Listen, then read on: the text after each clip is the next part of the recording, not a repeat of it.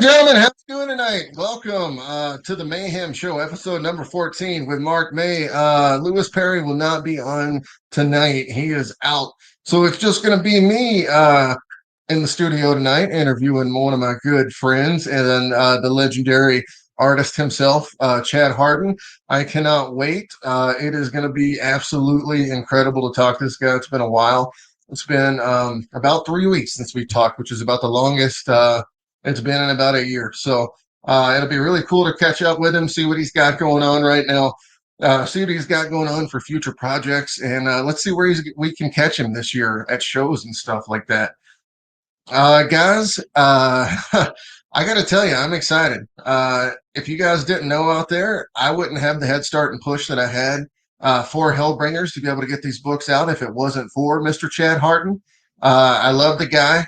I mean, he was number one on the list that I actually messaged right when we started doing the show stuff. So we had to wait till episode 14, but ladies and gentlemen, without further ado, here he is. Hey, what's up, Chad? how's it going, man? It's good, man. How's it going? Oh, running and gunning always. I just finished running the semester. And gunning always. Absolutely feel the exact same way right now. Yeah, right. Life's a challenge, so take it head on, buddy. Heck yeah. I've been knee deep in the shit. Like there's no other way to put it. Like I haven't been able to breathe, sleep, eat. I was eating right before we started the show here. You got your Rice Krispies? What? 35 years old, still living and eating the same stuff I did when I was 6. You know what I mean? Man, it is really good to talk to you. What have you been up to? Well, I just wrapped my semester. For those you don't know, I teach art at Utah Valley University, and finals were yesterday. And today I got my second COVID shot, and I'm feeling fantastic. Dude, I got mine last week, and it put me down for like 2 days. Yeah, that shit was no joke. But when I had actual COVID, dude, I thought I was gonna die. Yeah, I thought you were gonna die too. So I'm happy to still be alive. Dude, all right. So first things first. Usually the first thing we do when we bring on a guest, and our circumstance is going to be a lot different because it's me and you. But here's the thing: is what is your favorite place to go to and eat at a show, or like what show like in America? Like, what's your favorite place to go to eat? Like you can give up to 3 examples if you want, actually, like, because I know it gets hard. There's a lot of good places out there. Well, gosh, I want to say, well, first of all, my wife hates seafood. So anytime I go to a show, and if she's not with me, it's either like sushi or crab legs or, but man, I hate seafood too, Chad. So I'm right there with you, man. Anytime I can get like a piece of fish, like I will do it, dude. Like I don't care what it is either. Like, fish and chips from Arby's, man, I'm taking it. You know what I mean? Like, yeah. And I don't blame her. She grew up in a landlocked state, so I mean, yeah, there's a difference between stream caught trout and grade A salmon or grade A tuna. You know what I mean? Like And don't get me wrong, I'll still eat trout, but it's trouty. Right. No, I'm right there with you. Like here in Colorado, like seafood does not taste very good. You know what I mean? Yeah. And you kind of get used to it. You don't know it tastes any other way. And then you go to somewhere like Rhode Island and you try just something from Uno's on the menu and you're like, this is the greatest thing I've ever had in my whole life. You know what I mean? Exactly. Getting fish from a pizza place and it's that good. But so what's your favorite then? What's your favorite place? Oh man, I can't remember the name of the restaurant, but there was this place in Seattle, right by the show, and it had Wagyu beef and surf and turf, so lobster tail and Wagyu beef, and that was like the first time I'd ever had Wagyu beef. Everyone's like, you need to try it once, and I was like, I've had steak my whole life. I'm like, whatever, and then I took like one bite of that Wagyu, and I was like, holy, oh yeah, wow, that's good stuff. Oh yeah. The way they cook it, the way it kind of melts like butter in your mouth, man. Yeah, well, and that's what they say. They raise the cattle on beer. On beer? On beer. Is that the difference for it? I think so. I didn't know that. Yeah, they fatten them on beer, and so it's just like, I wonder what kind of beer it is. Hope it's good beer. Is it Coors Light? No, probably not. Probably not, dude. Probably something neither you or I either one drink. It's not Michelob Ultra. It's not Coors Light, dude. It's like, it's Coors Light, man. It's like grade A Belgium or whatever. I'm not quite sure. I know in Japan, Kobe is supposed to be a step above Wagyu, and so I'd assume they give them like Asahi or whatever. But yeah, whatever they do, it's fantastic. It's fantastic. And I say that, and I haven't eaten meat in a while. You've been doing the vegetarian stuff for a while, and you've been slimming down from it, and it's saving your life. I'm going the opposite direction. I'm about 3 beef and cheddars in every time I'm at Arby's still. Hopefully that'll stop in about a year, hopefully, or I'm in trouble. So, Chad, here is something I wanted to show you. Okay, let's see it. Oh yeah. I mean, it was Star Wars Day a couple days ago. I know, May the 4th, yeah, which was also finals. I wanted to bring this up and show everybody, just in case they missed it, because this is one of my all-time favorite Chad Hardin pizzas. There's just something about it. Even the stars in the background, there's just something about like the way he just even puts a dot. You know what I mean? Damn you, Chad, with your awesome art skills. But like, it's just the way you do this always tends to amaze me. Your skills are bar none the best when it comes to this stuff. I appreciate it. Tell me about this piece, Chad. I will. That was a fulfillment commission for I want to say the Art of Chad Hardin Volume 3. And you want to hear the super tragic, sad story about that? Yeah. It got stole off the portrait of the person I sent it to. Oh my God! I ended up doing another one for him, but that piece right there, somebody, it was around the holiday time when they got to him, and they never actually got it, but I made it up to him. I think I actually sent him 2 drawings to make it up to him, but yeah, that's a little heartbreaking. So somebody out there, if anybody ever sees the original of this. It's a stolen piece. It's a stolen piece, yeah. And he wants it back now. I do. Gosh darn it. Hey, what's the rating on this? What? We can do whatever we want. Come on, Chad. Right, it's man. A Mark May show, man. Sometimes you kids watch. Who knows? Well, the kid will come in here sometimes and be on the show, but she ain't hearing me cussing at all, so. Okay, all right. I keep the cussing in here, you know what I mean? Then when she comes in, I'm just throwing. Well, when I'm in teaching mode, it's daggone it and son of a biscuit and I'm learning, dude. I'm going from hardcore gangster to instant father. You understand what I'm saying? Yeah, I get you. I get after they turned, after they got in high school, I just gave up. They came home and they were swearing worse than I ever did. So I was like, okay, But then I go back, and I teach here in Utah, and Utah's a little different than every place else. So, you say something on the R-rated track, and you'll hear, yeah, exactly. You go right across the mountains to Colorado, and I'll be here. Exactly. It's a huge difference that mountain range makes. Yeah, you cross the Rockies, and it's a whole new ball game. Guys, Brad Okamura says hello. Hello, Brad Okamura. It's good to see you this evening. Chad, we're going to bring up another little something here. I just got in the mail last week. Oh, hey-oh, yeah. Yeah, we just finished Temerity. We have most of the fulfillment done. We're still working on some of the sketch commissions and things like that. But, yeah, good on you. Yeah. And we've been chomping at the bit to get issue 3 going. It's been a little bit chaotic here. Like I said, trying to be a full-time teacher and trying to be a full-time comic artist is a lot harder than it looks. But yeah, absolutely. I mean, you've got so much on your plate right now that you're working a full-time job. A lot of people don't understand. Like, the reason I'm able to try to put these books out so fast that I'm doing it at the pace right now is because I don't do anything other than this right here. Chad's doing it while he's actually teaching at a Teaching. college, Well, guys. and then drawing the interiors too. So Yeah. yeah, I mean, And not to mention your other jobs that you're getting at the yeah, same time, yeah, right? yeah. I just finished. I okay. So White Widow #6 that covers out.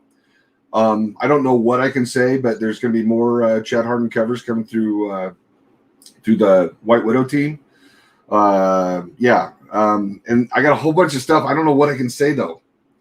A lot of it's Oh, top really? It's secret. on the hush Yeah, hush. yeah, Yeah. yeah. That's just the way it goes. Sometimes they're okay with you sharing, and sometimes you find out after you've shared that it wasn't okay. So I'm gonna err on the side of caution. But yeah, we have some great stuff in development this summer, and it should be really big news when the big news hits. So if you're a fan, just stay tuned, and we'll make sure that we get more art coming to you. But the second I can spill the beans, I will spill the beans. That's for sure. I wish I could give you the scoop, Mark. I really do, but you know, I don't want to. Can't get the scoop on the Mayhem show, Well, folks. you know, and I mean, you've seen my NDAs, right? I mean, those are you know those like cut and paste from. Oh yeah. Yeah. Yeah. Yeah. I've seen those NDAs, so I don't say a goddamn word about anything ever, ladies and gentlemen. I have learned, I have grown up since the beginning of mine and Chad working. He has definitely grown me into a professional just because of one of those situations. So I definitely appreciate you doing that for me, my man. No worries, no worries. How you been? And here's the thing is, like working with you on that project, and a lot of people out there need to know this, but working with you on the Sacred Heart, that taught me everything pretty much that I needed to know to do this, what I'm doing Well, right now. and it was a huge learning curve for me. That was the first ever, you know, Harden comic. You know, and so yeah, we're both learning at the same time. My logo was nowhere near as good as yours, but I just so you know, I had the artist who does all the logos for Sony and a ton of video game packaging. Super famous. He just redesigned the Harden Comics logo, and so that'll be debuting soon too. We can't see it yet. You know, let me see if I can. If you send it to me, we'll put it as the debut right now, my man. Yeah, let me see if I can find it here real quick. While you're looking for it, I'm going to bring this up, Chad. Yeah, there we go. Yeah. So one of the things I really like about this cover is it looks like an old Neil Adams cover from back in the day, where he's holding the gun. I think it's at the Flash. There's a couple guns in it. So yours is different in the way it looks, placement, everything, but it still has the same feel of bringing together to the middle. And you're closing it from the left to the right to the middle. And I love this cover, man. Thank you. And you know, I'm sort of I'm a little bit old school, where you know, for those of you who don't know, there's a couple different kinds of covers, and one of the biggest luxuries about being able to work on your own books is that you can take the time to make the cover match the interiors. And so this is a narrative cover. It directly ties to the story inside the book. I think that's something that frustrates a lot of comic book readers nowadays. That they'll look at a cover, and the cover is what pulls them in, and then they open up the book, and the artist is different, the art's different, the cover has nothing to do with the story, and a lot of that had to do with Diamond. You know, lots of times Marvel, DC, they have to solicit their covers, or they used to. I haven't worked for Marvel since do they have their own distributor again? Did they dump Diamond completely, right? I am not sure on that one, my friend. Yeah. And I've worked for DC, but I haven't done a cover for DC since they split away from Diamond. But it used to be, the solicitations went out months and months in advance. So lots of times, they're soliciting a cover, and the artist who's doing the cover art has no clue what's on the interior of the book. And sometimes that's called an inventory. Sometimes they'll get, a few notes. Like they'll be like, okay, this villain's going to be on the Batman cover too, or whatever, But yeah, with Temerity, we had the luxury of we did one cover that was sort of generic, had the whole crew in there, and then a little narrative with it, but for the most part, that one heavily narrative and shows key parts of the story that happen inside. So always a pleasure to be able to do that. Like I said, I'm a huge fan of the cover. I'm a huge fan of what Chad's talking about as far as the cover's telling the story on the insides of the book.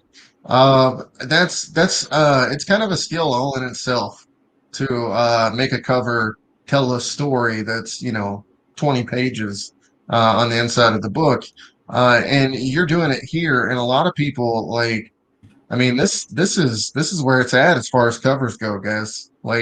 It's not just a pin-up like my covers are, admittedly. It's literally it's telling a story. You know what I mean?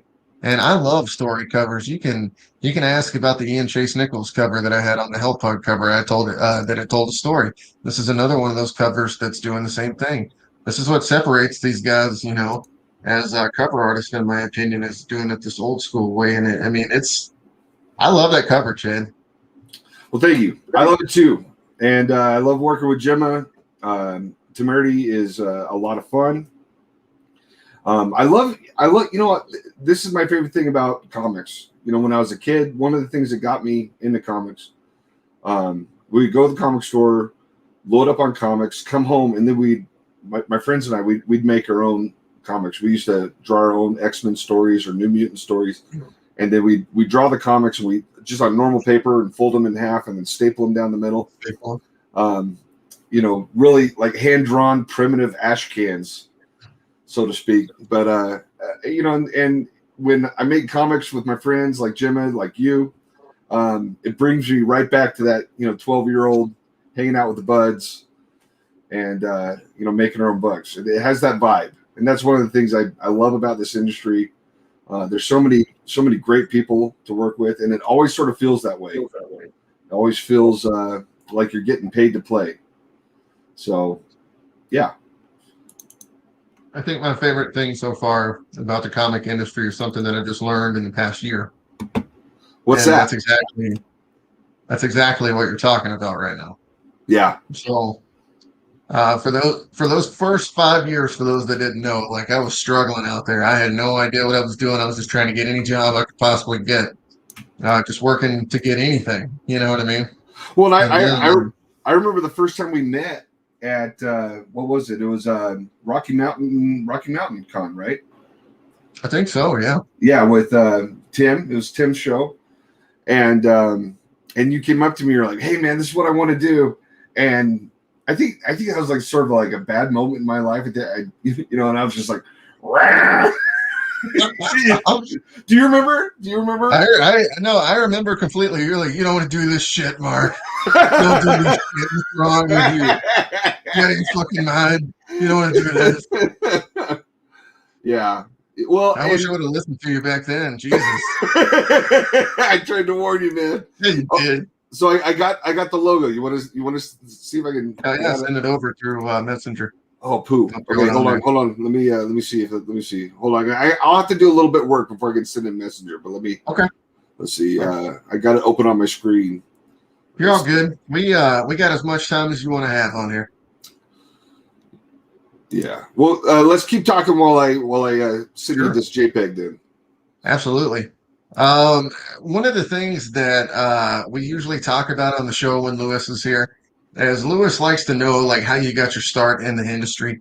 One of the things that I would like to know, I know pretty much everything there is to know about you and your career, but I don't know the moment that you got into it as a kid. Why don't you tell me about that? So I had two really good friends growing up who were super into comics, Mark Barrio Nuevo and Jason Crosetti. And we all Jason literally lived like 2 blocks away from me. And then Mark was like 3 or 4 blocks. And and I knew nothing. I probably, my brother used to buy like Batman and Warlord off the spinner racks. This is going to date me. Everyone who's listening to this, when I start talking about buying your comics at the drugstore or buying your comics at the 7-Eleven, which was amazing. Right. Yeah. So I had a few comics, and I was super into art. I always loved drawing. But I really, when I was a kid, my biggest introduction was from like television shows like Amazing Spider-Man or Super Friends. And then all of a sudden, and don't get me wrong, I'd make like little flip books of Spider-Man and Super Friends and all that. But then, when I met Jason and Mark, they were like super into comics. They were not like the casual readers. Like, my brother and I, we'd buy a book and, we'd wad it up and throw it in our back pocket. You know what I mean? Like you know what I mean? The atrocities. Like I can hear some of the collectors that are right, like, just crying out. Yeah. Like 1,000. Yeah. Yeah. Boo-hooing. And so anyway, but they taught me like, okay, you want to buy one comic to read and one to save. Taught me how to like bag and board, how to keep them, so they don't get thrashed. And this is all back when like comics were like 50 cents. So like you could walk into a comic store with $20 and walk out with like 40 books. Right. And I'm not talking like, the quarter bin. I'm talking about like brand new books, Wow. And so, yeah, like I'd go over to my friend's house and we'd go to the comic store we would come out with just like a stack of books, and then we'd spend all night reading them, maybe the next day reading them, and then like the next 2 days like drawing them. And I remember some of the first books I bought. I think mine was Amazing Spider-Man Annual number 11, where he battled Tony Stark from the far future of 2016. Oh, from the far future of 2016. Wow. You got to remember, it was like 1980 or 1985 or somewhere in there. You know what I mean? But anyway, yeah. So and I remember going to, there's a comic book store. It's not there anymore, in Las Vegas, Nevada. It was called Page After Page, and it was a block away from my cousin Davis's house, and we would walk from his house down to Page After Page, and I picked up X-Men Annual number 10 with the X-Babies, drawn by Arthur Adams. Mm-hmm. And that was it. That was the moment where it's like, this is what I want to do. Like, this right here is what I want to do. Because I just remember like looking at his art and just going like, it's so good, and he's so good, and I drawing was the only thing I was ever good at. And when I saw like what he was doing, what Arthur Adams was doing, I was like, okay, this is what I want to do with the rest of my life. And I got lucky. I got like, well, I mean, obviously, I never stopped drawing. A lot of people are like, how did you become an artist? I think we all start out as artists. We all start out, drawing those pictures, and then something happens where we lose interest, or we just, we gain other interests and we get distracted. But drawing was the only thing I was ever good at. My mom was very encouraging. She wanted to be an artist too. So I was just drawing all the time. And when I went to college, I actually went to college to be like a business major. And I took an art elective class, and the faculty member who's teaching the drawing class was like, you're not going to be a business major. You're going to be an artist. And so I ended up changing my major, and much to my parents' like worst nightmare. You know what I mean? Like, that's like the last thing any parent wants to hear after their kid goes to college, that they're switching their major from like business or, or law, or, in Jim Lee's case, a doctor. And then, they get the inevitable phone call like, hey, I want to be a comic book artist. And yeah. So Yeah, but hey, here's the thing: is it worked out for you? In most cases, it doesn't when it happens like that. So it's not like it's I mean, it's rare. You know what I mean? So you were one of those few people that pushed through and showed, you proved them wrong. You know what I mean? It's one of the it's got to be the best feeling in the world, right? It's got to well, be like, and I don't think my parents like ever. It's a parent's job to worry, right? You know what I mean? Like that's your job as a parent to worry and just hope that your kids turn out okay. And there are a ton of artists who just never who work who work just as hard as I do, who are maybe even leaps and bounds of a better artist than I am, but they just never get that lucky break. And I lucked out, and I got that lucky break. So, but I also built up to it. After college, I did video games. I did video game development for like 5 years. I did advertising for like 5 years, and I always wanted to do comics, but I was living in the Las Vegas area or the southern Utah area. And this, you got to remember, once again, I'm going to date myself, but there wasn't internet back then. You know what I mean? There was no internet. And if you did have internet, it was, the old dial-up modem. And so when high-speed internet came around, you could do comics and you could do it from anywhere. Between getting your scripts, through email, and then you get your scripts, and DC or Marvel would send you the white pages. You draw on the pages, and then you'd FedEx them to the inker. But it wasn't until high-speed internet came out where you could basically get approvals through emails, send JPEGs and things like that. Before those gates really opened for me. But lots of people, when they break into comics, they break in when they're really young. They break in when they're 18. I'm really good friends with Ali. I don't know if you've had Ali on yet, Ali Garza. so Ali's not been on the show yet, but he is going to be doing a cover for the next Kickstarter. I saw that. And you know what? Ali's just one of the best. So, you're always great at pulling in the best artists on your covers. So I'm trying, man. Yeah, no, you're doing fantastic.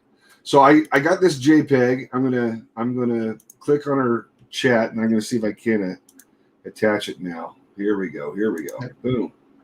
All right, I'm sending it over to you, and we can do the reveal of the new Hardin Comics logo. Oh wow! Yeah.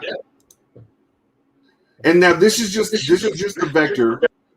So when it gets all chromed up and everything, it's gonna be even nicer. But yeah, I love it. I love the negative space. I like that you can see the C, you can see the H, and then the exclamation point. Anyway, this is the difference between. There it is, ladies and gentlemen. There we go. For Chad Hardin's Hardin Comics new logo, ladies and gentlemen. The Chad Hardin himself has gone out and got a new logo. I liked his last one, but this one is sharp and slick as shit, my friend. This is one of the coolest logos I have ever seen. And dude, I love the backwards R. I think that's really freaking cool because it ties it together with D and everything else. Yeah. Tying together with a D, ladies and gentlemen. Okay, here we go. Back to this. Dude, you seriously killed it. I love it. Now listen, I didn't design this. This is my buddy who, this is what he does. He does logos. He's done the logos for just about every PlayStation game you can think of. And he's done the logos for PlayStation. And we went to college together, and and he just did this because he's a good friend. What's his name, Chad? His name's Brandon Bevan. Brandon Bevan is his name. But don't call Brandon up and be like, hey, I want a free logo. This is what he does. Like I said, we've known each other for over 20 years. So no. I'm not going out for that free logo. Don't worry, dude. I've had my logo since I started. Yeah, And no, do you know who it's a designed my sweet logo? Did you design it, right? Well, kind of. Okay. Like, so I did the middle part, and then I told him what I wanted around it, basically. Okay. So Stephen Koala. Did he? I did not know that. That's awesome. Yes. That is Yes. awesome. And And for Steve those just who haven't seen the logo,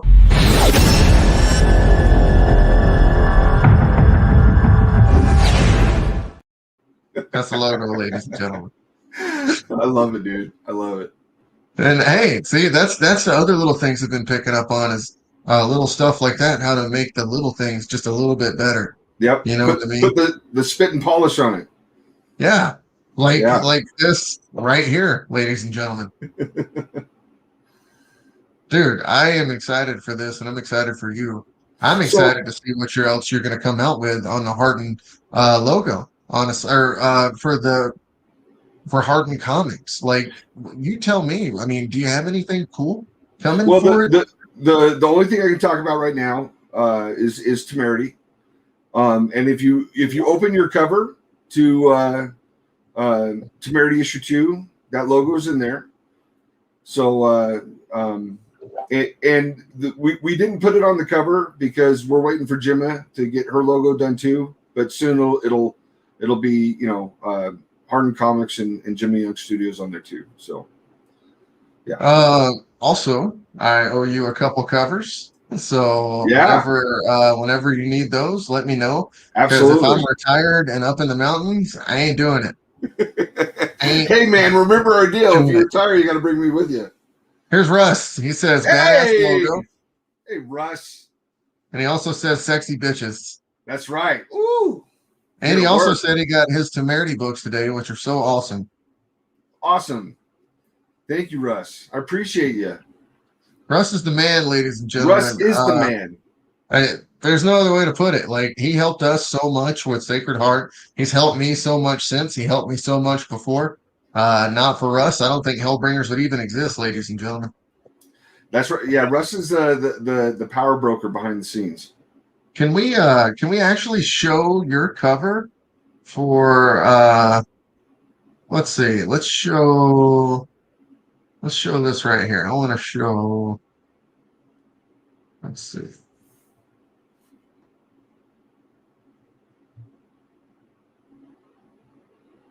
Here comes. All right.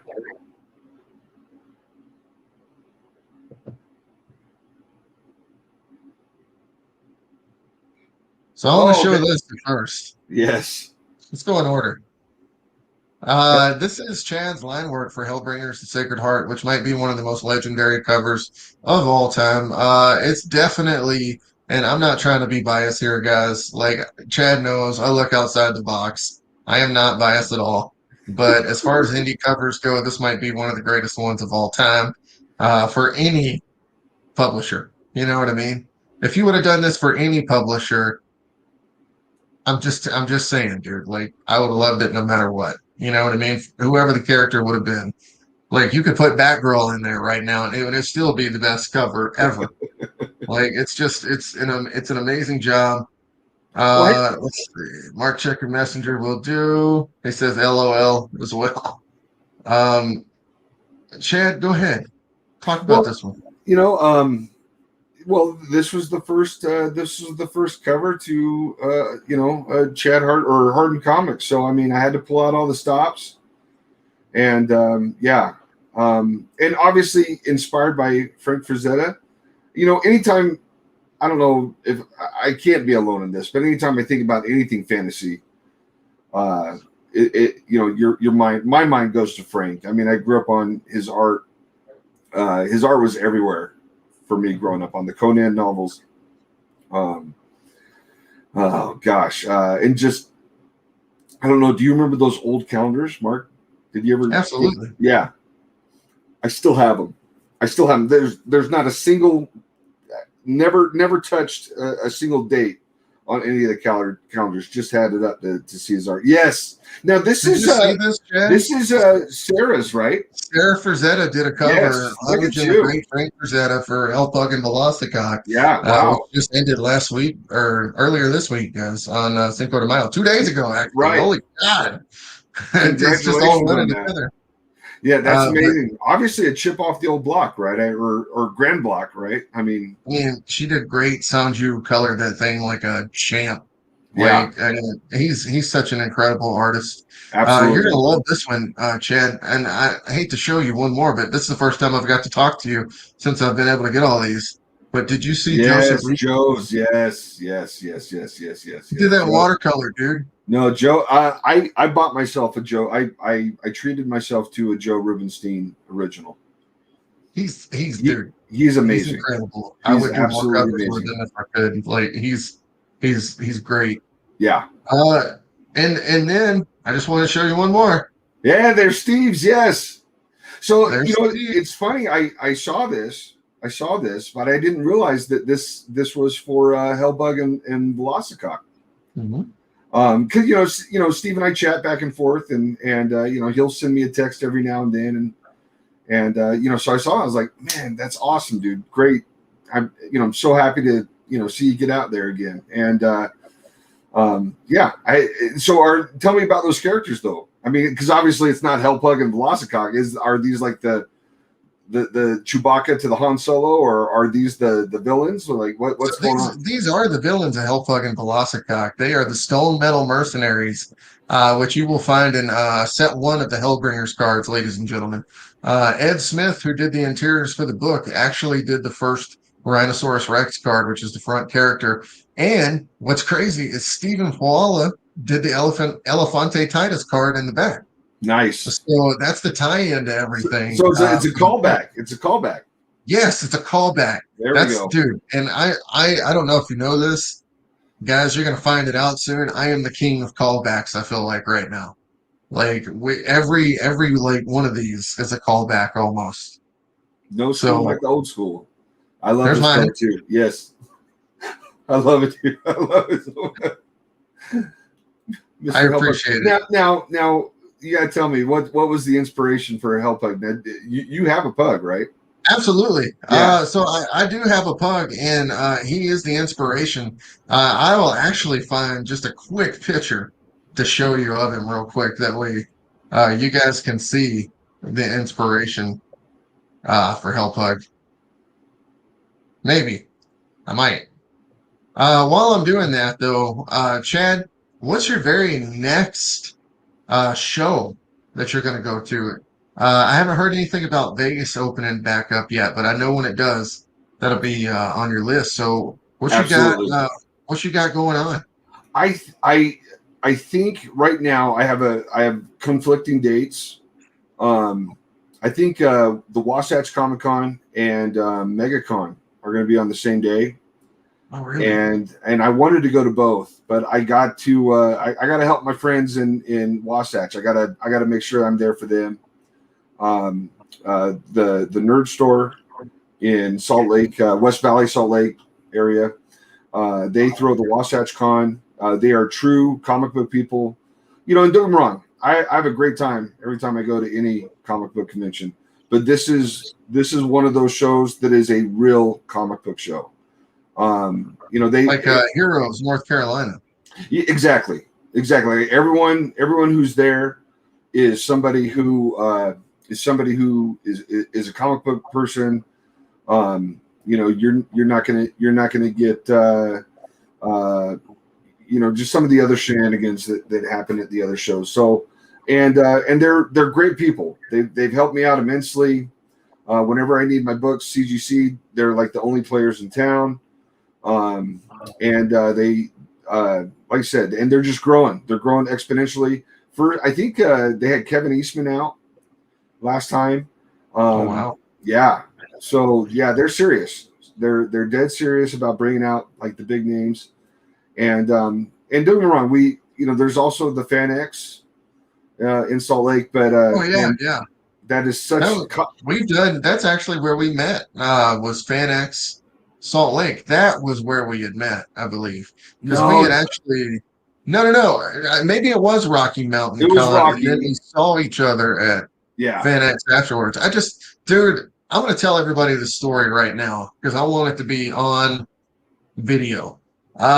During this convention, Chad had just met me. He liked me enough to actually offer me money while my car was having trouble to get home. I, of course, declined it and took my chances, but I just thought that was amazing. He had no idea who I was. I looked homeless. I was definitely going to take his money. You understand what I'm saying? So that's Chad, guys. That's just who he is.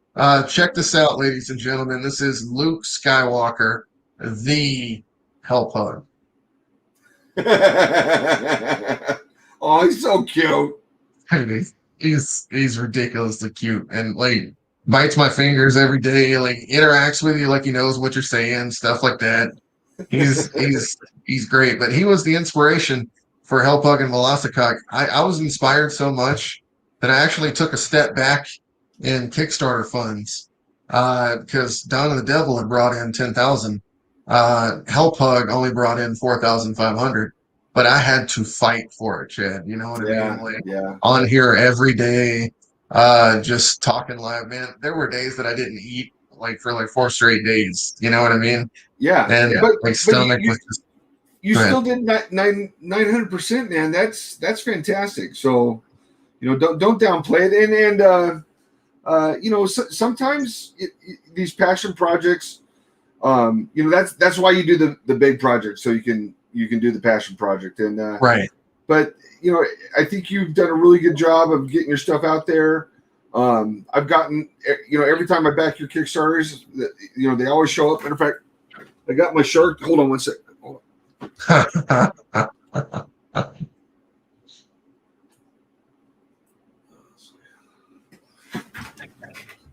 I got my I got my shark tooth right here. I don't know if can you make this into a necklace? This was You could. Don't do it though. Oh, don't do it. Okay. No. Don't do The thing about the shark teeth with the Meg teeth it. is the Uh-huh. moment that you put a hook in that thing, it Uh-huh. loses its value a little bit. Okay. All right. Well, Yeah. I'm glad I asked. Oh. Yeah. And then But and here's the other thing. I actually have one of those as a necklace, uh-huh. and it about stabbed into my trachea one night right here. So you do not want one of those. Okay. Okay, and they're heavy, dude, and they're sharp. Like if you catch the edge wrong, it's like a saw. Man, I'm glad you said Can you something. imagine, dude? Can you imagine back in the day, like coming across one of those things, Getting eaten by a Meg. yeah, like and then like the tooth is the size of your hand. Like I have a tooth that is almost this big, dude, size of my hand, and I just sit there and think about it every day. Like what if you were getting chomped by one of these things? Like that would be the all-time worst, man. Oh, for sure. No, thank goodness we've climbed to the top of the food chain. But Hey, now, speaking of Dawn of the Devil and what you were talking about there, hey, oh, there we go. this is Russ Cassidy's colors. There we go.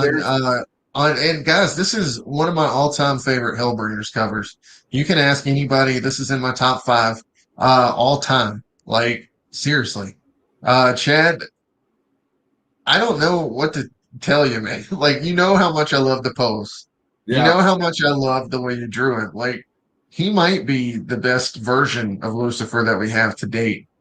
So, and you're really gonna enjoy what we did to some of the covers for the chromium versions. Sweet. Because I tried to get some spot foil on there to have like the bracers and the sword and stuff and the armor try to like shine. You know what I mean? That'd be bad. Yeah. We were just trying to get a little creative with it because I figured why not? You know what I mean? For sure. We do have a comment here. Let's check the comment section real quick. Oh, you know what? I haven't even been looking at the comments, man. Oh, Russ says you can cut your steak with that shark tooth that I gave you. Yeah. Well, this is like a really cool idea. Like I was not expecting it, and I meant to ask you about the stones too. Are these also from like the same So the same dig or? So show me which colors So are they. we got this one that looks like turquoise. So that one right there is it's either malachite or zoazite. Okay, and then we got sort of like a smoky black with light blue,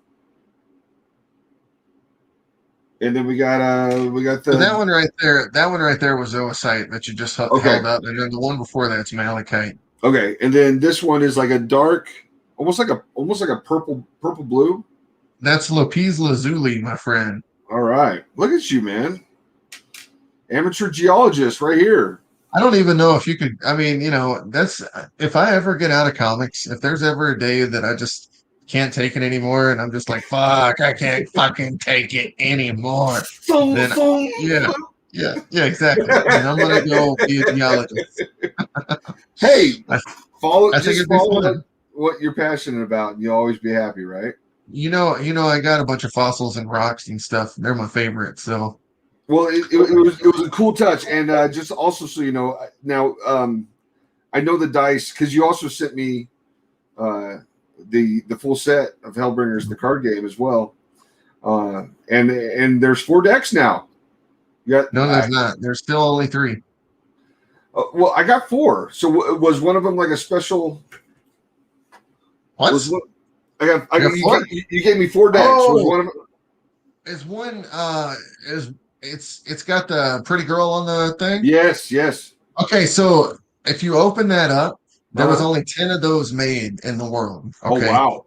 Yeah, Right. and I was charging $100 a piece for them, and I was selling them for $100 a piece. So I wanted to give you that as a friend. That is actually all my artwork.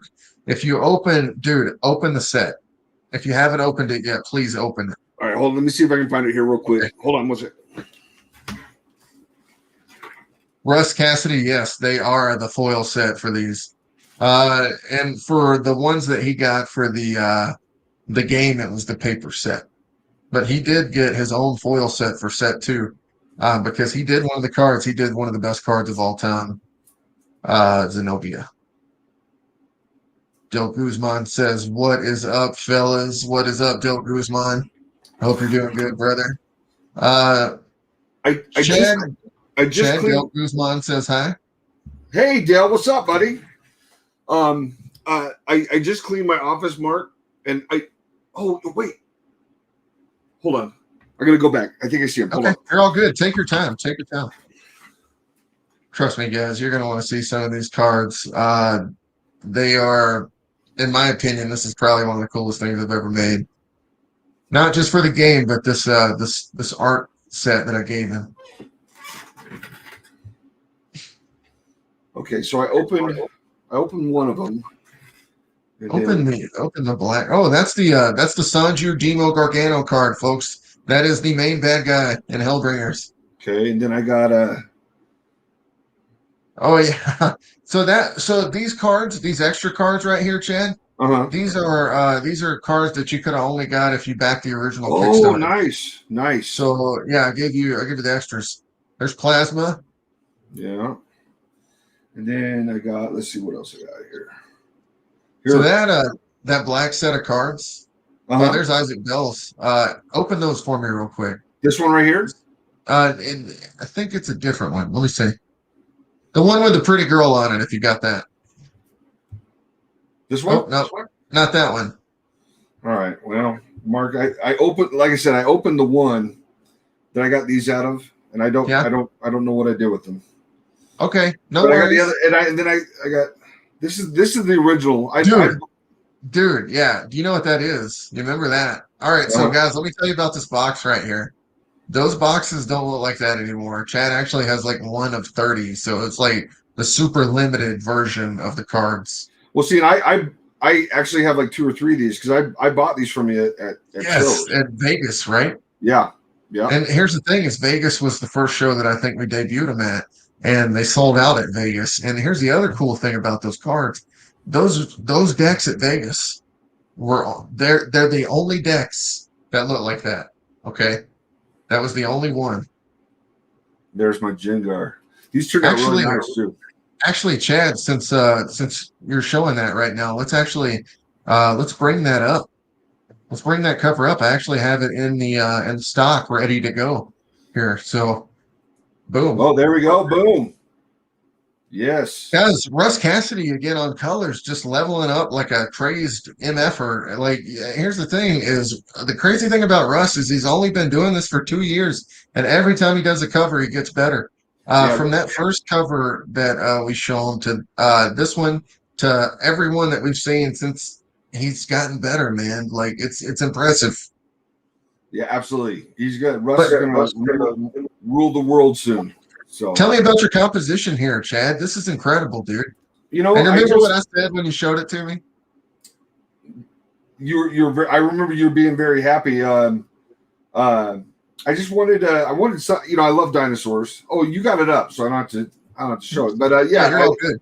So this is one of like the first covers where I actually bought these dinosaurs and posed them out, and then I still wanted to, the one thing that bugged me though is that the characters were so small. Like we got the dinosaurs in there, but we got the characters small, and I wanted to do something where we had like the cover big. So I figured we put Jingar in the background, big, almost like a Drew Struzan sort of cover. But anyway, it turned out phenomenal. Turned out great, and I still got the original art for this.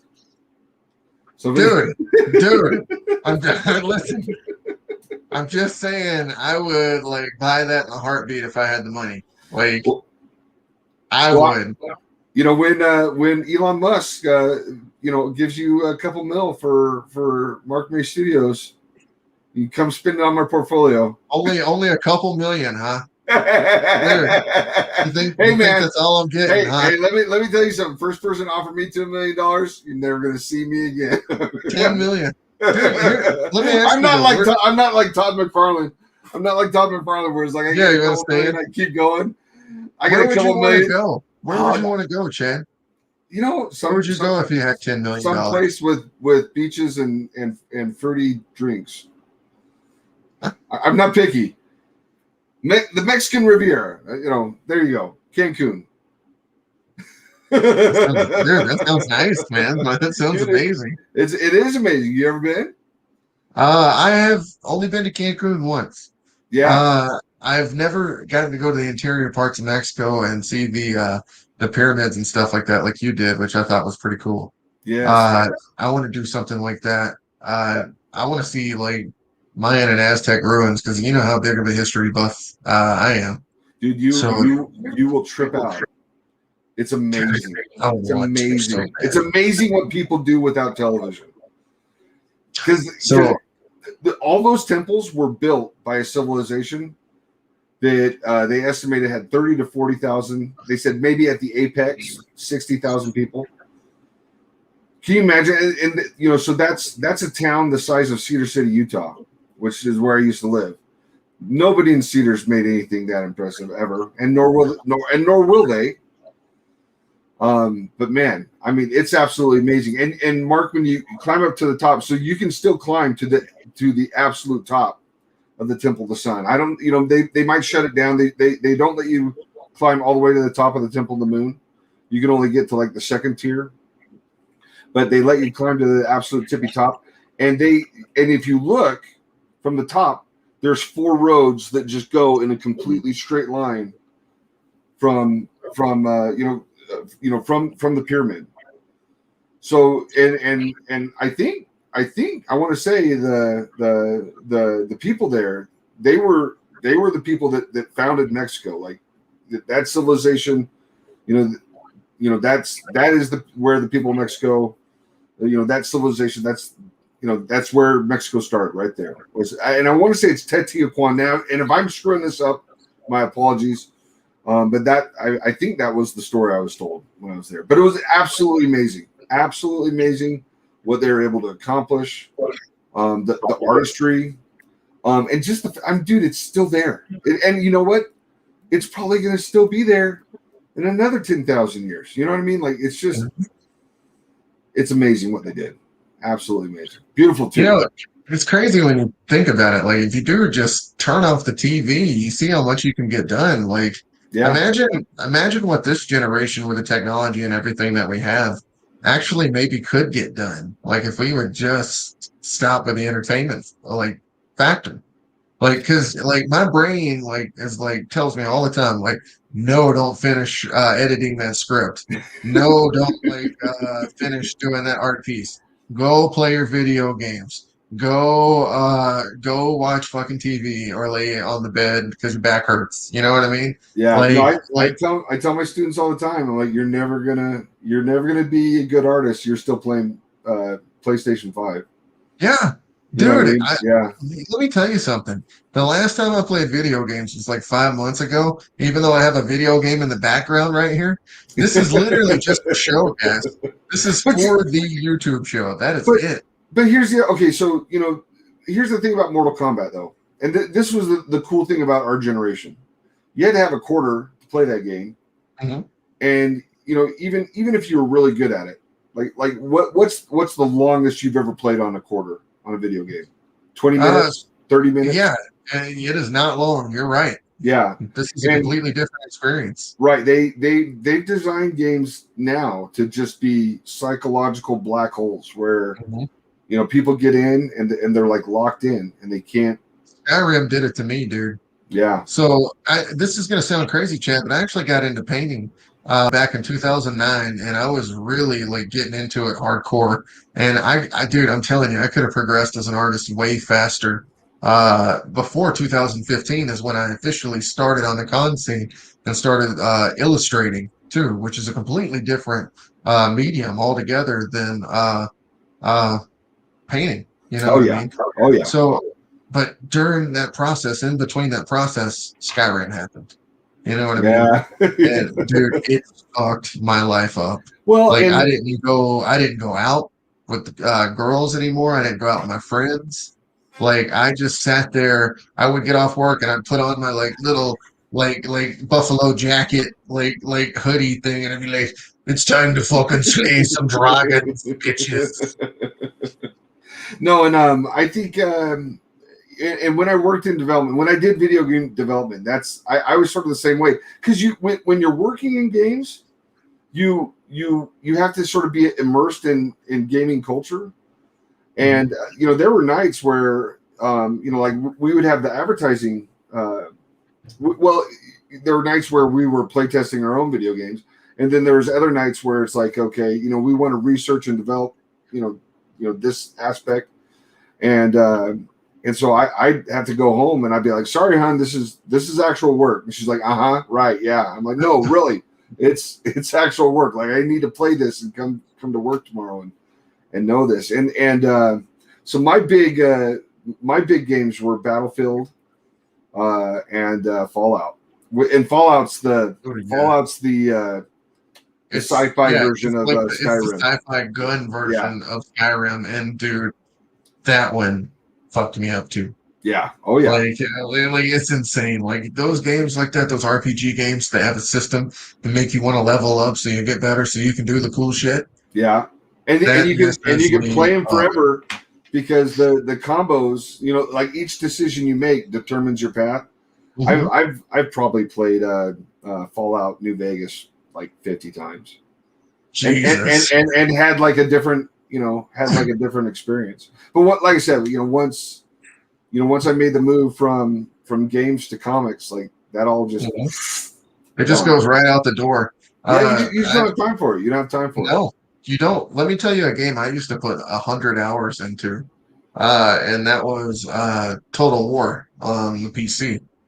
Total War. I don't know if you've ever played any of the Total War series, but they'll No. actually take an era in history and let you play as different countries. Oh, It's almost like Risk in a Okay. way, except that you actually play the real time battles as you build up your armies and stuff like that. And like, dude, that is not. It's not like any other game out there. If you ever get a chance, dude, I know you're busy. I know we're both busy. If we ever get to play video games ever again, No. that would be the one. I am telling you, if you played it, Chad, it would be over. You would love it. but see, that's why I can't do it. Yeah, there's a that's why I can't do it. You know, I don't. It's all Roman Empire. I know you Yeah. get stuck on it, and it'd screw you up, dude. No, and it would be like you know, kicking heroin and then going back 20 years later and starting heroin again. Yeah, I mean, you know, seriously, I mean that's how I get with video games. That's how I get. Like, you know, you start playing the game. It definitely makes sense, dude. You know, you start playing the game one afternoon, you wake up, it's the next day in the morning. Dude, that's what I did on Skyrim a lot, man. Who's the kid? This was in the news the other day. Like, they found a kid who'd been like gaming for like 3 days straight. And then all of a sudden, like, you know, he still had the game loaded, you know, so he's still playing online, but like his character wasn't doing anything, and they found him dead. Like, he played for so long, he died because he didn't get up and like drink. He didn't get up and eat. He didn't get up and, you know, nothing. Go to the bathroom. Jeez. Yeah. So that's how addicting. That's how addicting some of these new games are. You know, you got kids playing till they drop. So, but I'm that way. I understand. I understand. They're that immersive. But the most I ever did was a day and a half, and I remember it. And like when I was done, I was like, I'm never doing that again. What is wrong with me? You know what I mean? But that was Call of Duty, actually. That was Call of Duty. I think it was Modern Warfare 2 or 4. No. It was Call of Duty Modern Warfare is what it was called. Okay. And it wasn't 2. When I was in college, the first you know, this is back when, you know, like Wolfenstein and Duke Nukem and you know, all those original first person shooters. Dude, they made me sick. They made me sick. I couldn't play them because the graphics made me sick. We went to I'm a Southern Utah University where I got my bachelor's degree, but it was like me, Ian Johnston, and our friend Rich Paul, and we went into the computer labs, and we basically hijacked the computer labs to be like these giant you know, servers for like the professors be like, get out of the class. We're like, you know, and you do that nowadays. I think they send you to jail. But you know, it was new enough back then, you know, that like we basically hacked Southern Utah's computer labs, and we're playing the heck out of games while people are supposed to be learning. They're playing like Duke Nukem. But anywho, yeah, good times. Yay! Did you ever get the naked girl in Duke Nukem? Oh yeah. You did? Oh yeah. Yeah. That was like a big deal back in the day, man. Oh, for sure, man. Yeah. Hail to the king, baby. Hail to the king, baby. Have you watched Bad Batch yet for the new Star Wars show? You know, I did. You did? Yeah. Well, I should say I watched the first.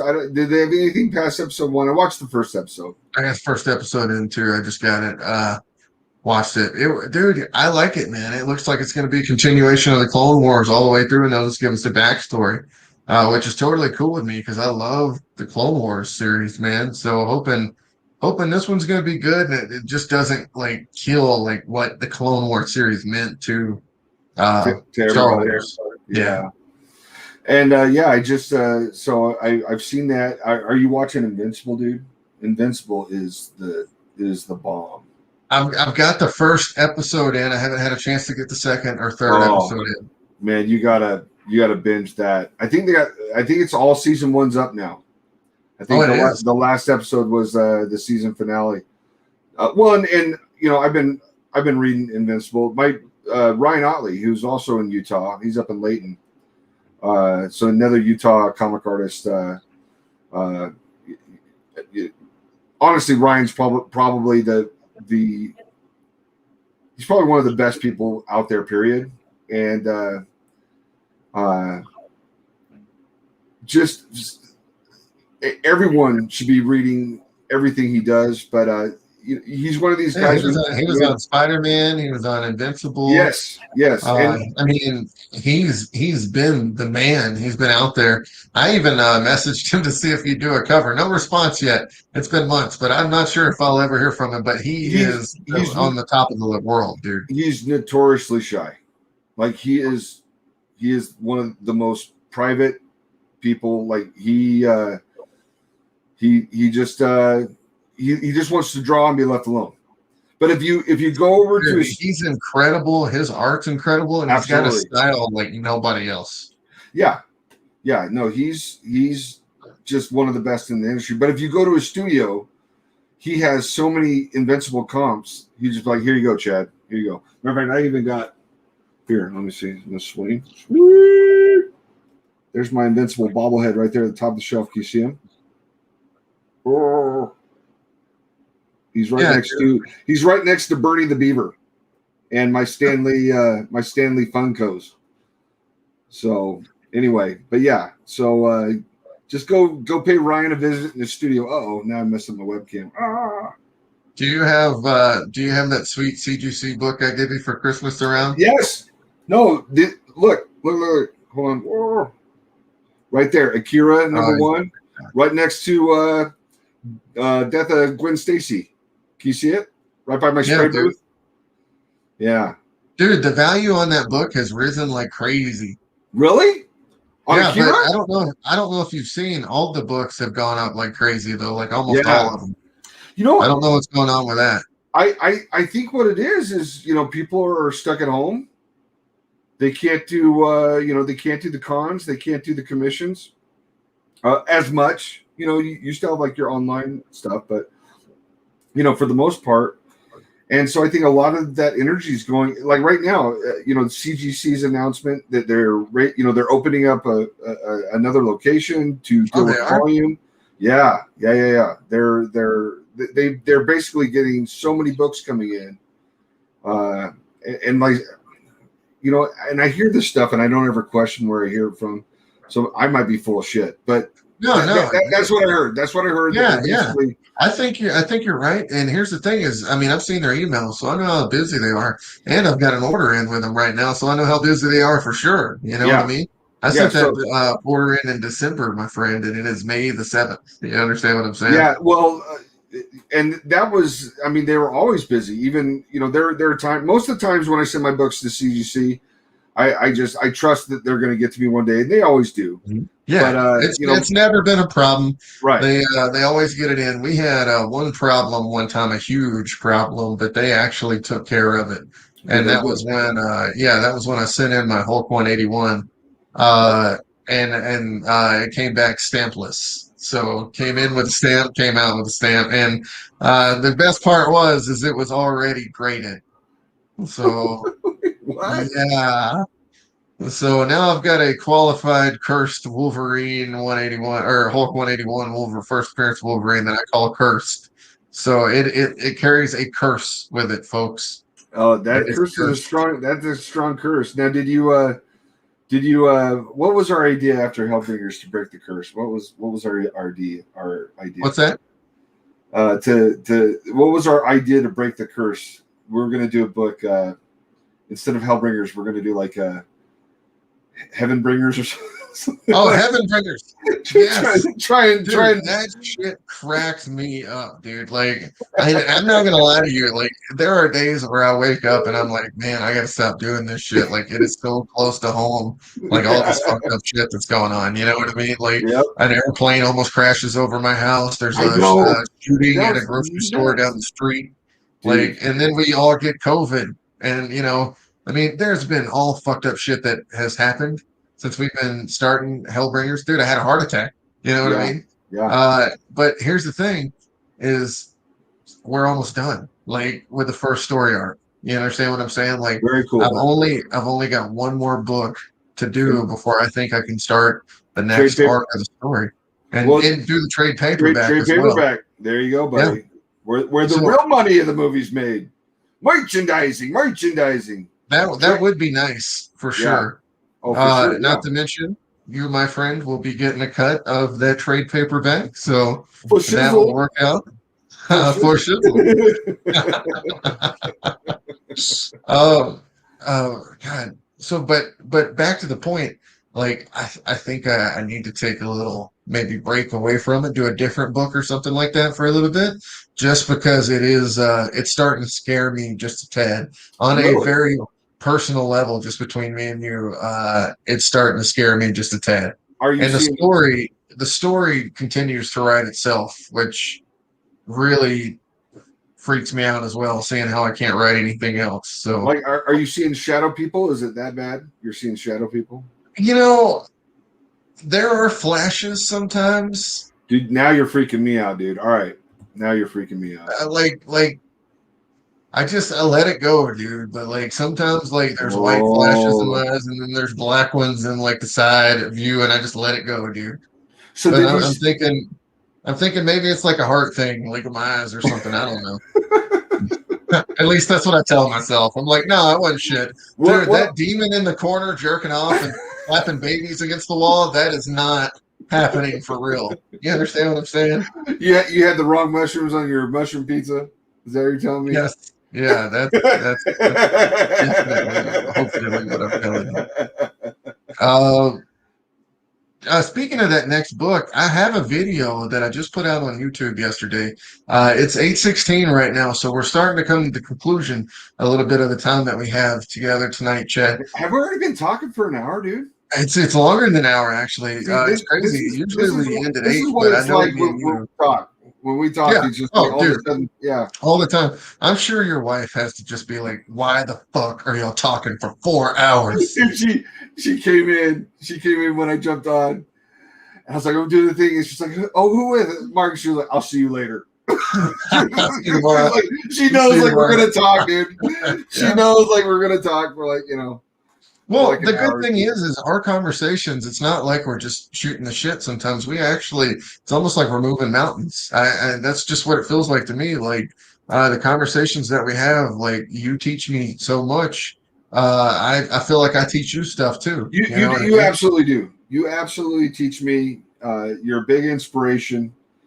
And I've told you this. I've told you all this. How mushy do you want to get on the interwebs for everyone to hear for like the next Everybody can forever? hear it. That's fine. Yeah, let them know. Yeah. So Dude, let me tell you this. I tell people all the time on this show about how much I love you. I think there's been 3 episodes where I've mentioned your name so far, so you're all good, dude. well, thank you, man. But yeah, and like I said, I mean that if you can't make comics with your friends, what's the point? You know what I mean? Like seriously, and it's just it's I love this industry so much. It's full of so many good people, and everyone for the most part is really chill and relaxed, and I mean have and don't get me wrong, there's always personalities. There's always personalities, right? But I mean, have you ever like truly met anyone in comics who is just like evil, like You know absolutely what? evil? There's 2 people that I've met that I thought were evil. Really? Uh, yes, there was 2 people that I was like, these people are for sure evil, and Oh, one of them is kind of, you oh, know, we're not going to mention names, are arguably. we? No, I'm not. I'm not gonna say. I'm not getting shot on here tonight. Uh, but here's the thing: is Claymore. right. But here's the thing: is those people like aren't on my Facebook page anymore. You know, even the people that I slightly dislike, like I don't. Yeah, I still keep them on my Facebook. So, you know, but that's what I'm saying is there are people that are evil and they're gone.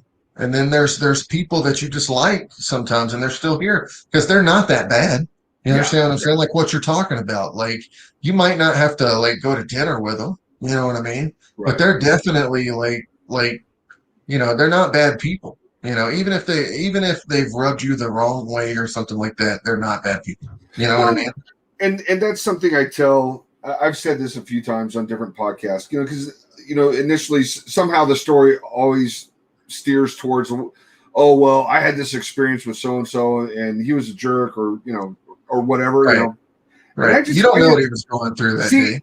and there you go, Like you have absolutely no idea what happened to that person that day. Like like I've met creators the day they found out that they were getting a divorce. the day they found out that one of their parents had cancer, and they're still at a show. They're still at a show because they can't. It's their number one. It's their job. That's the thing you gotta realize. Like when you go to a comic book convention, and there's a creator, and you're approaching their desk, and don't get me wrong, we do it because we love comics, but those people, this is how they feed their families. This is how they pay their mortgages. They're not there, just because they're trying to have the same experience as the fan. They're there to feed their families, to put their kids in school, and so sometimes they have to be there, rain or shine, and because there's not benefits in comics. There's not there's no healthcare. There's no retirement plan. There's no it's just you. It's you, and whatever money you can make. So yeah, like if you have a bad experience with a creator, give them 2 or 3 more chances, because you never know what they're going through. And you know me well enough to know, there was a time when I was out there doing it that I was in a really, really bad spot for years psychologically. I was just like, a crazy person, but I was still out there because I still had bills to pay. I still had kids, I still had kids yeah, and if you've ever approached me and you had a bad experience, here's your apology. Okay. But sometimes, and he probably didn't mean it, because here's the thing: is I'm the exact same way. A lot of times at shows, I've either been drinking or, or I mean, let's just be serious here, guys. I'm here to have a good time. I've said things at shows that I probably should not have said about people, and it's at the time that's how I felt, because I was probably drunk. But now, you don't think like that. You know what I mean? And here's the other thing: is at a show, I think the worst thing I ever said to somebody was "Get the fuck away from my table," just like that. And it was just because they were being ridiculous, and they were being insulting, basically. You know what I mean? To the point to where I thought they were going to come across the table and try to fight me. So I told them to get the fuck away from the table, dude. I got assaulted by a furry at a show. Yeah. Assaulted or insulted? He was in a dog costume, and I think he came up and was trying to hump my arm. I was like, dude, I don't know what the hell's going on, but you need to get away from me now. And then they don't talk. You know what I mean? They're terrifying. Dude, I've seen the ones you're talking about scare the shit out of me, dude. I was like, look, here's man. the story on those things. Apparently, they just go back to the hotel and all bang each other, which is just absolutely terrifying. Dude, those costumes got to smell like just complete ass with all the skank and scum all over it. It's fucking nasty ass fucking. Dude, we're gonna get furry hate. What, death threats from furries, dude? You're gonna get humped even more at your next show, dude. We're gonna go to Vegas and getting humped by all these furries. You can't. We need security. We need security now. Yeah. So anyway, you never know though. There's always a few crazy people. But and don't get me wrong, I've had a million experiences with furries. That was the only bad one. So don't send me hate mail. But that I am on the completely different boat here, ladies and gentlemen. Chad's being very political and awesome. I am on the complete opposite end of the spectrum. Send me all the hate and death mail and all that stuff. I'm keeping my position for everything I said just now. But see, you guys are weird, and especially at shows. You love throwing down though. You love throwing down though. You love throwing down though. Like there's a part of you that wants someone to throw that punch. I know, like a Stone Cold Steve Austin kind of thing. I should not have watched him as a kid. You know what I mean? Anytime anybody ever told me anything in a job, I was like, "Oh, you know what I mean?" You want a Stone Cold Stunner for telling me to put another patty on that Big Mac, bitch? You know what I mean?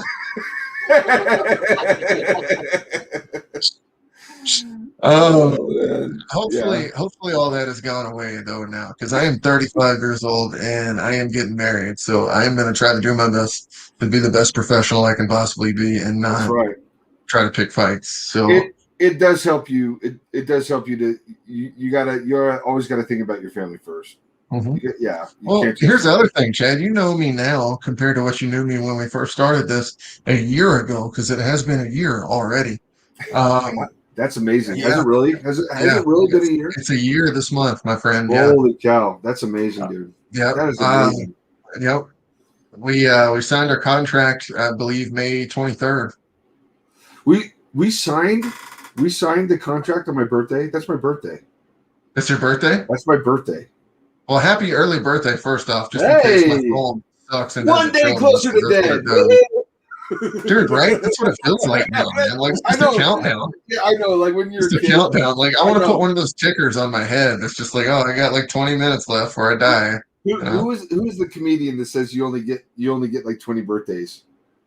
Like you get a birthday 1 through 12, 16, 21, 40, and then you don't get any other birthdays until you reach 100. Something tells me I'm not gonna make it to 100. Hey, So, my grandpa. So okay, my grandpa nearly got his foot cut off when he was a kid. He 3 of his siblings died from like typhoid fever, cholera, holy shit. polio. He's had cancer twice. He's had his esophagus, I guess.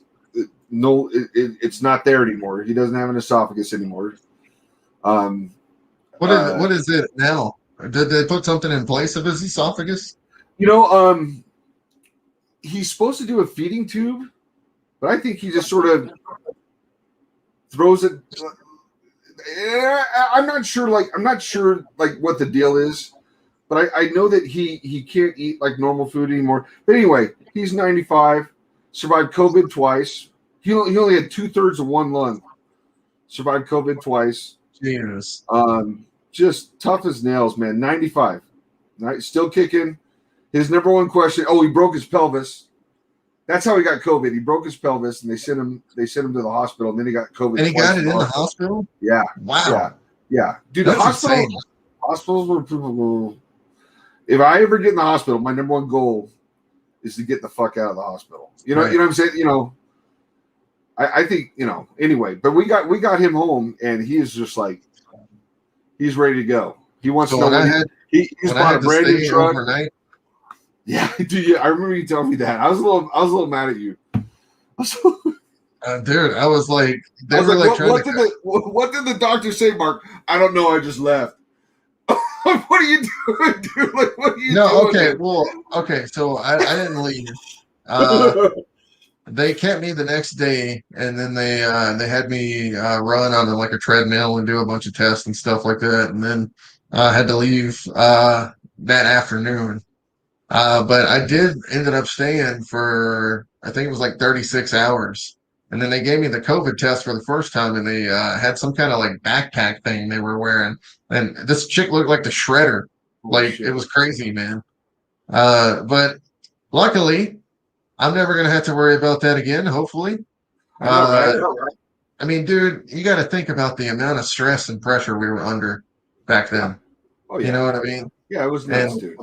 It was rough. You know what I mean? And there's so many comic professionals, and that's what's been awesome and inspiring is watching how people adapted so quickly to the situation. You know, like I have friends who 2020 was their best year ever.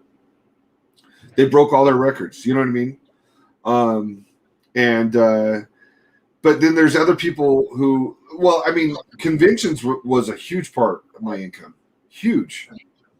And when all the conventions shut down, I'm just like, what am I going to do?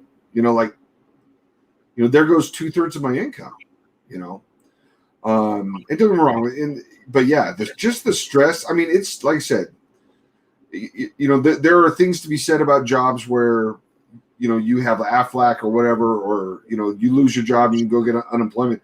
You're working in comics, man. It is hustle 24/7. And if you don't hustle, you don't eat. And yeah, it was stressful, dude. It was stressful for everyone. But here's the thing: is I wouldn't trade it for the world, because now I got what I got now for it. Well, and look, and like I said, look at how much we learned, right? And that was the whole point. Look at how much we learned, and of course we made mistakes. But I wouldn't trade. It was our first comic book. Yeah. It was the second Silent Mayhem Productions comic book, first Hardin Studios comic book. But here's the thing: is,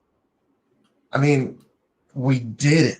The big thing is, like, there was a huge hill over there with a bunch of people shooting at us, and we still took the goddamn hill. You understand what I'm saying?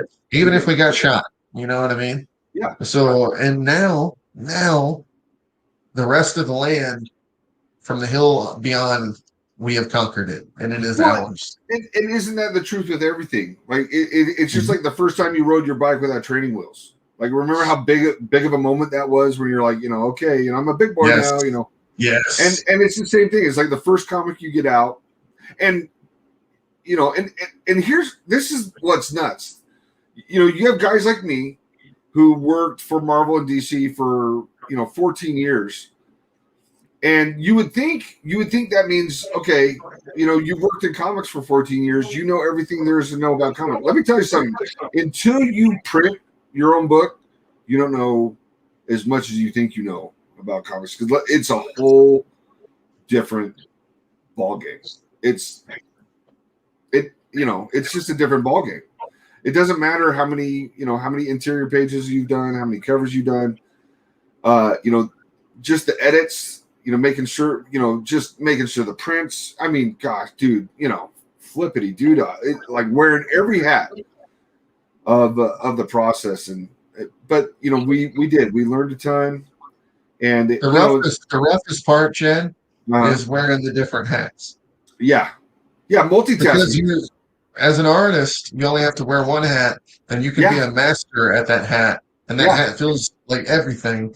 And then with the other hats, like you have to do them so quick sometimes that it feels like you're not mastering like the different sections that you have to master.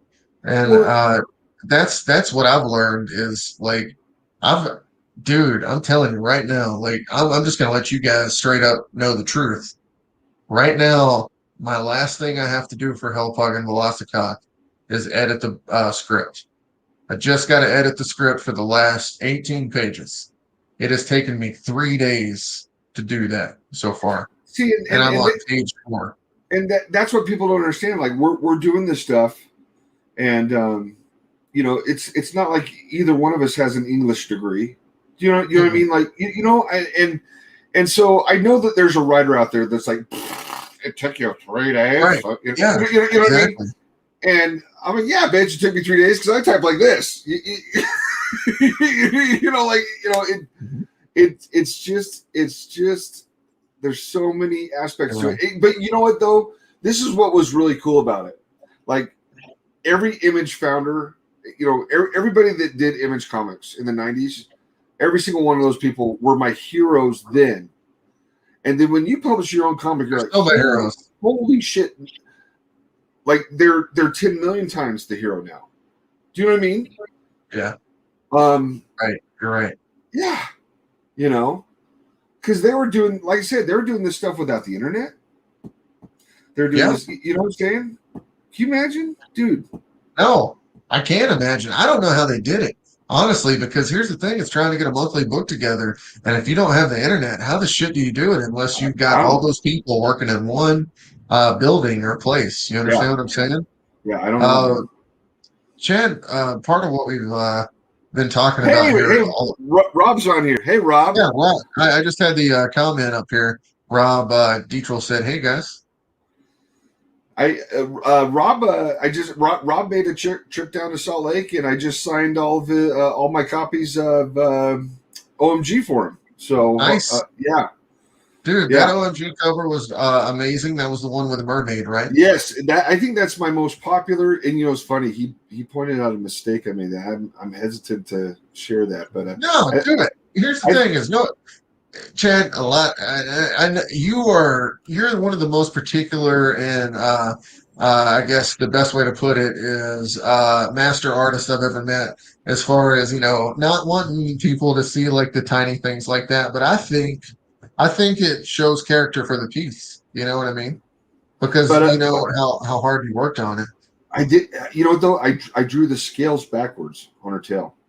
I drew the scales going in the wrong direction. And here's the thing, like when he pointed it out to me, I was like, no, I didn't do that. And then I'm like, dude, I went back and checked my artwork. I thought maybe like Mustafa was like, pulling my leg because Mustafa inked it. And I was like, maybe Mustafa did, but I go back and I look at my artwork and it's like, nope, that was all me. That was all me. But that post was, I'm trying to find it on my Instagram. I think that was my most popular post of all time. That mermaid It post. was, dude. It was a great cover. Yeah. I actually did a cover for No, Rob no, too. no. For It was my most popular post, and then Ryan Kincaid's Persuasion beat it. So yeah, nice. and that was within a couple of weeks of each other. So yeah. So the So mermaid. really cool story about Rob. Rob messages me. I want to say it was 2 years ago, and calls me over Christmas break while I'm at my granny's in Alabama, and he offers me to do a cover for OMG. So I think OMG #3 is the one that I'm on. Okay, cool. So yeah, it's been done for a little while. I'm pretty excited for that cover, man. It was a lot of fun to do. He's a super nice guy too, so I thought He, he that is. was pretty awesome. Yeah, Joy and I, we got to spend pretty much all day Saturday with him. We went down to the nerd store and we signed the books, had them witnessed, and then we just got to hang out and enjoy each other's company, and it was really nice.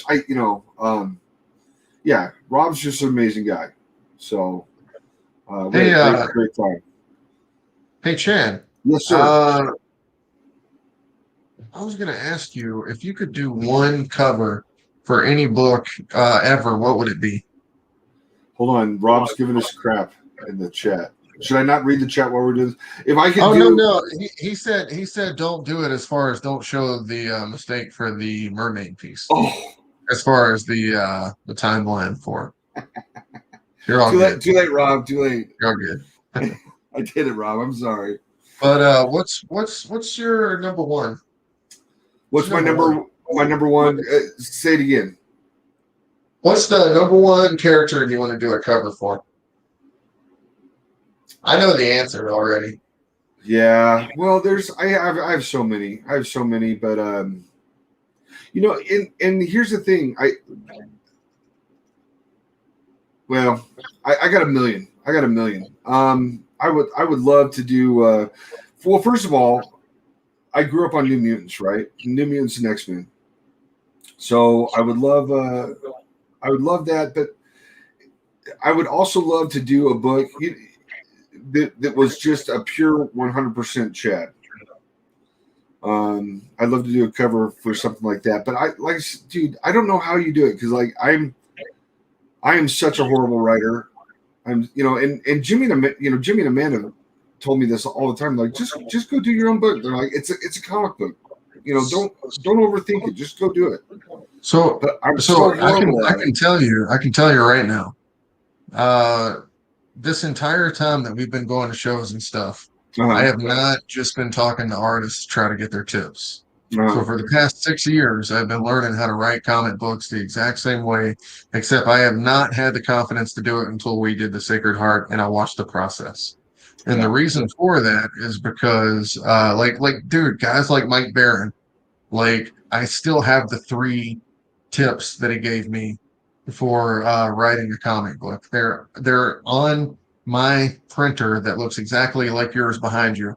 They're just taped on there, and I look at them every day that I do it. But I'm telling you right now, man, the story is literally writing itself. Like, and you have all the Hellbringers cards now, so you can look on the back of those Hellbringers cards, and you can see that the story is already kind of there for me. You understand what I'm saying? All I have to do is connect the puzzle pieces because those are all just puzzle pieces. Yeah. So once you connect the puzzle pieces, it's all, and dude, it gets easier. Like with the character development, I told you the easiest thing is just to cast your characters like you would in a movie, and it And helps a lot. I worked with Sergio and Mark Evanair Oh on yeah, wow.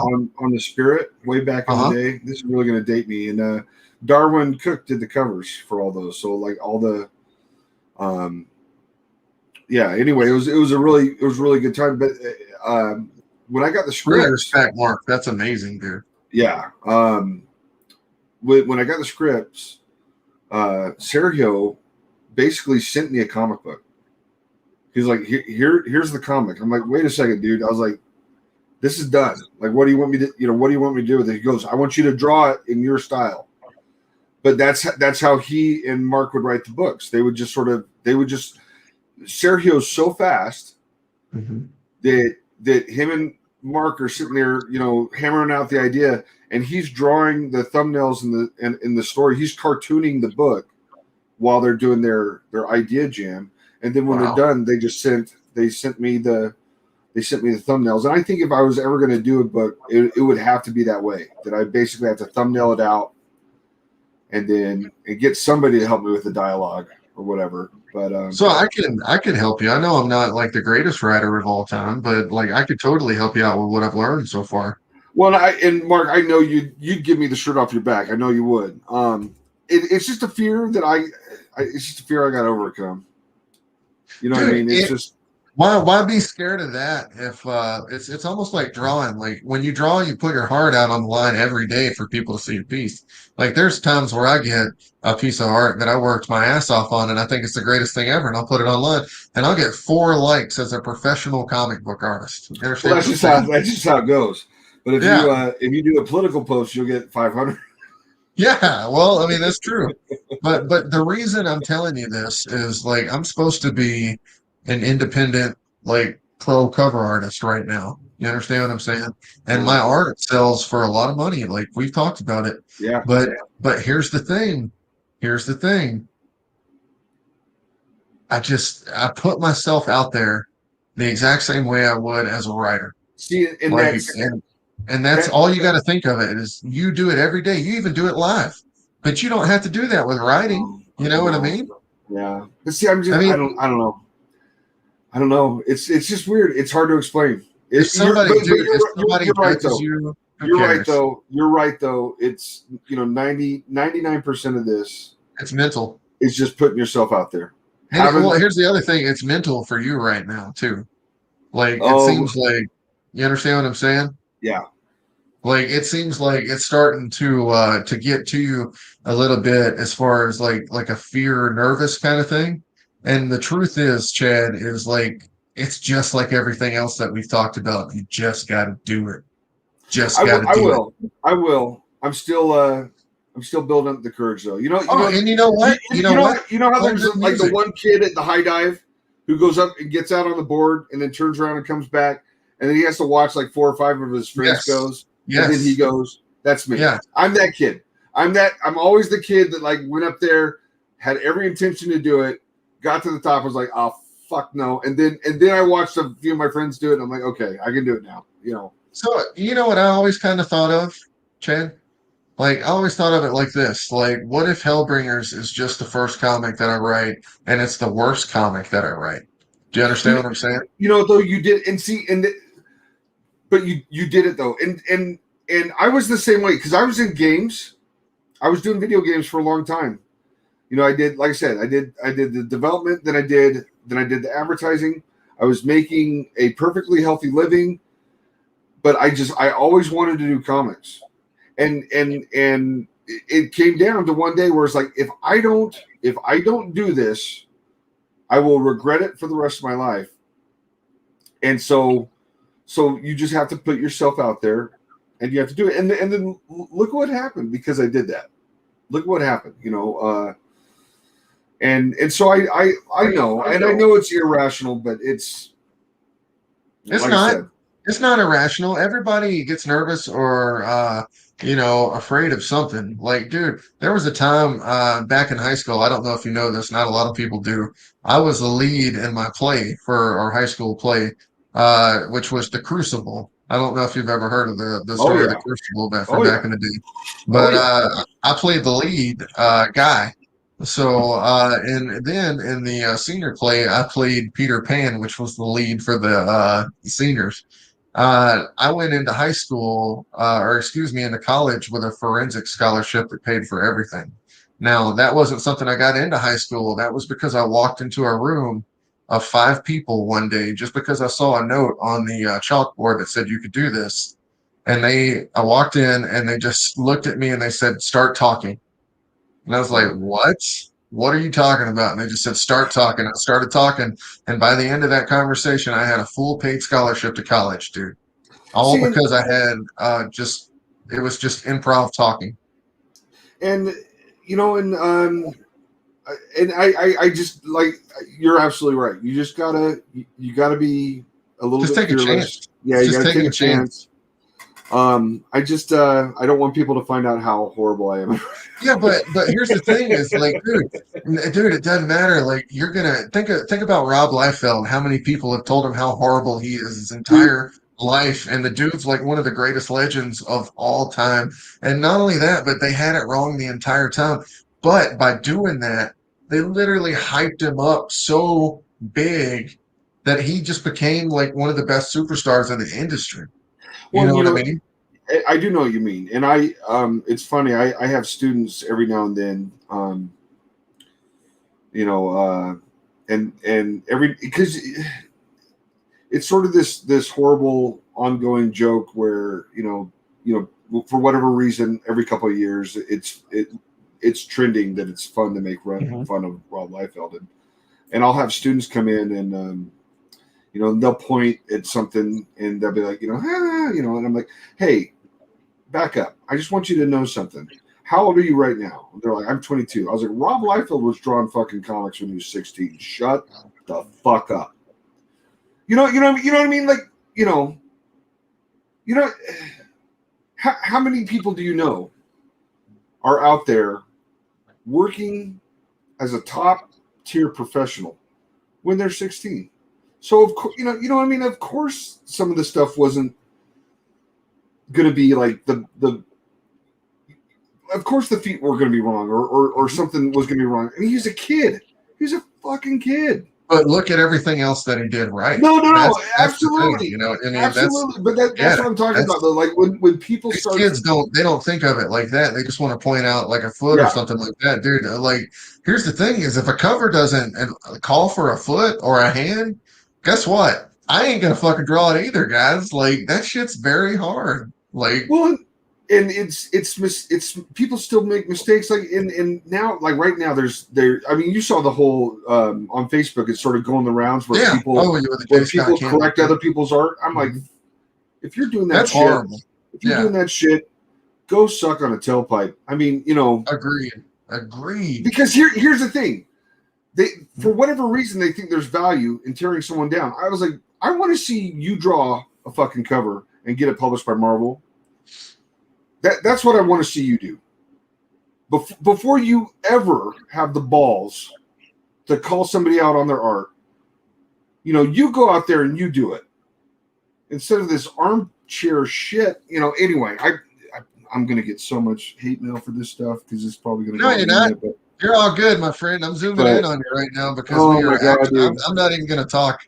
I like listening to you when you get like this. Though the nerve. Like who raised these people? Who raised like did they just get left alone in the room with the internet their entire life? Is that what happened? And somehow like these trolls like have reached maturity. I came from the last generation that just didn't tolerate stupid people. You know what I mean? Like if you were in high school and you said something stupid in my high school, you got the shit beat out of you. And now people say stupid shit all the time and they get likes for it. And that's going to be like the fall of Western civilization, rewarding these idiots for this bad behavior, for this stupid behavior. Anyway, rant over, but fuck, I see that shit. I don't know. And kudos to Scott. Like, Scott came out swinging, But I just, yeah, I just, I see shit like that. And I was like, okay, here, fucking block this guy forever. Like you said. Oh yeah, for sure. Just delete that shit and move on with your life, and don't give it any energy. Dude, I've seen a couple of drama things going on Facebook in the past couple of days as far as stuff like that, and with publishers, and I'm just like, I mean, this is not public information that should be out there, and I'm just like, man, some people need to like just learn to shut up. You know what I mean? Like keep it to your fucking self. But that's what I'm saying though. Like, and don't get me wrong, no one wants to live in a society where a kid can go to school and get the shit kicked out of them because they're being bullied. That's not what I'm talking about. That's not what I'm talking about. Like you doing something dumb, and there's about respect, right? Or just if you did something stupid, there used to be consequences to doing something stupid, and they were usually immediate and severe. And today, like people do stupid shit, and nothing fucking happens. Nothing happens. And like I said, there not only does nothing happen, all the other idiots on the internet too. It's like they jump on the bandwagon, and then suddenly it's this thing. Yeah. Anyway, yeah. It's okay. We all probably need to spend less time on the goddamn computer. Internet. Yeah, I hear that. As we do a webcast, dude. Yeah, as we do a webcast live, right? Like we're gonna be on the computer for at least the next 4 hours after this, dude. So,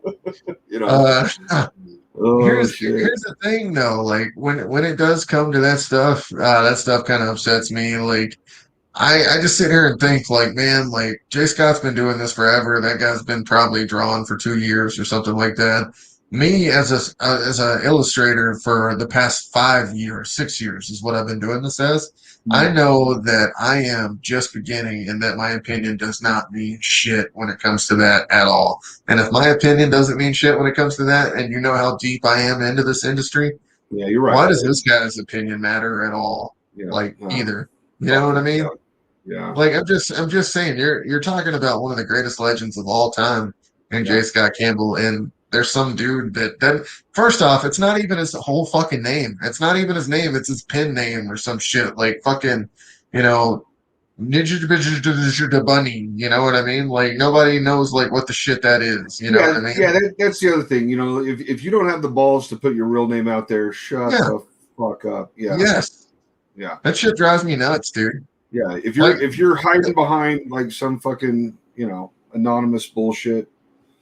Chad, there's days where I just want to make a fake profile, come up with a one word name for myself, and then also give myself boobs and make myself a girl, just because I think I'll be doing better on Instagram if I do that with my art. You understand what I'm saying?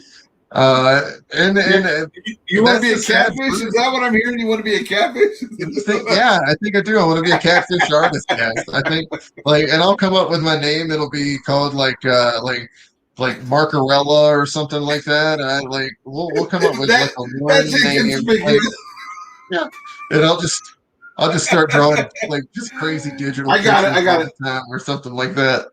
The red bearded lady. There you go, buddy. But no, here's the thing, guys, and that is a complete and total joke, but sometimes that is the way it feels the direction of the world is going sometimes. Like if we had a picture of boobs in the background right here on the wall, I feel like we'd have a couple more viewers even. Like that's just the way of the world, guys. You know what I mean? Like that's the way the world works right now for whatever reason it is when it comes to Instagram, when it comes to the internet. Like you'll see, even for my YouTube videos, I know which ones get the likes because sometimes the pretty girls get the likes. But that's not even what that was like. I don't know. Like I don't even was that what you think that was about? That he drew like a pretty girl? Is that what you think it was with Campbell? No. Or did you change gears on me? No. We changed gears. I was just saying I think I would have a better chance on Instagram if I were to catfish myself as a girl artist. Yeah. I It's don't kind know. of I don't know. it's sad, and we don't know, and who knows? You know what I mean? Though there's just okay. So I have 3 daughters, and they're all on Instagram and whatnot.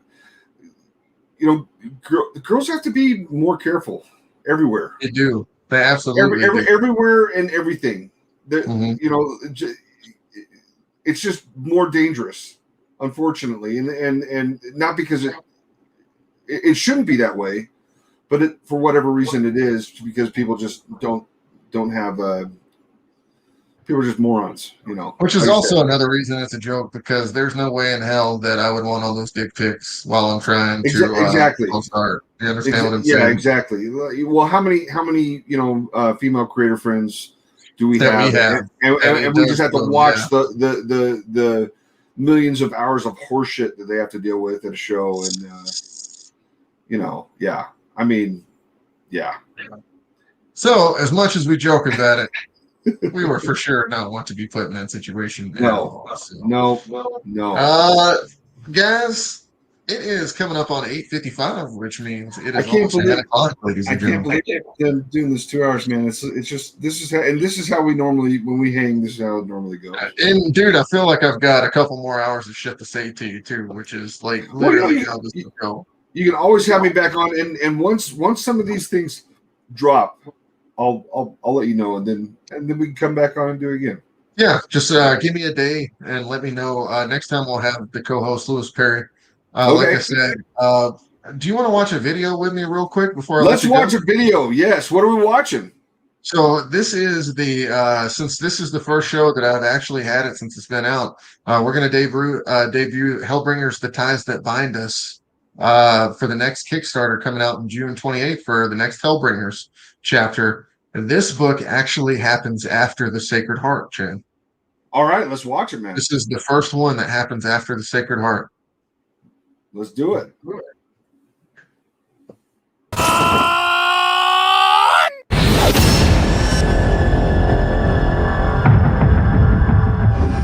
She seeks her husband, the devil.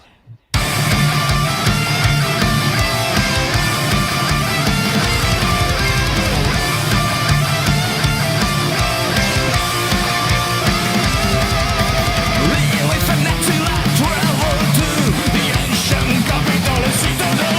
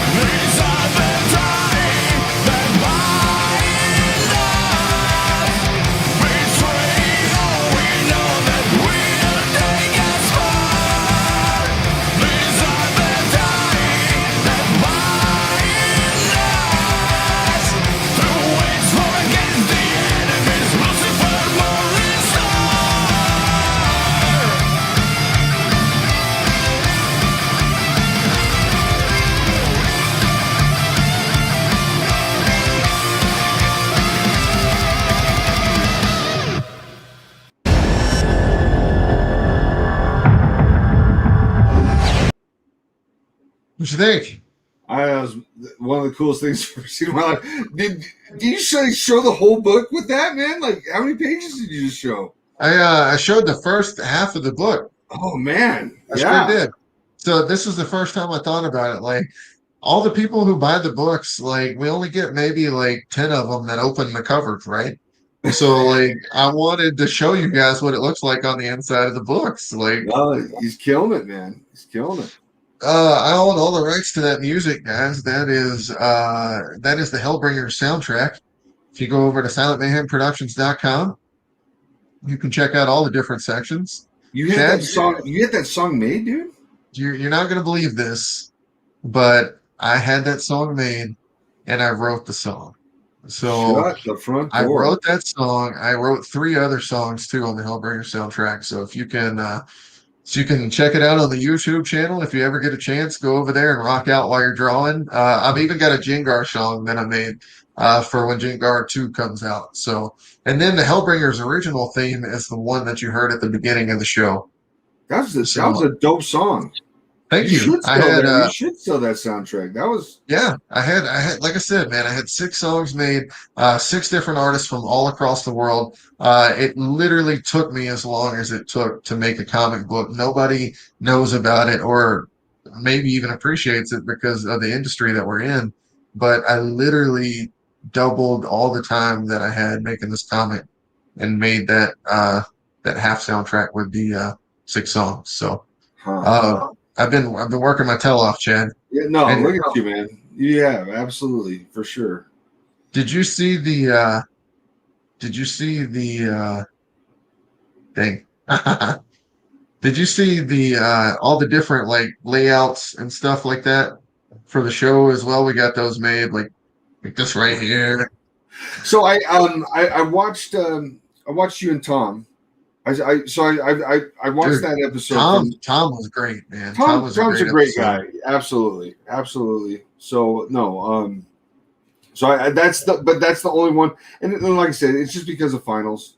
So and to every teacher on the planet is going to understand this because they always tell you, you always hear this misnomer like, oh well, teachers get summer off and they're not working.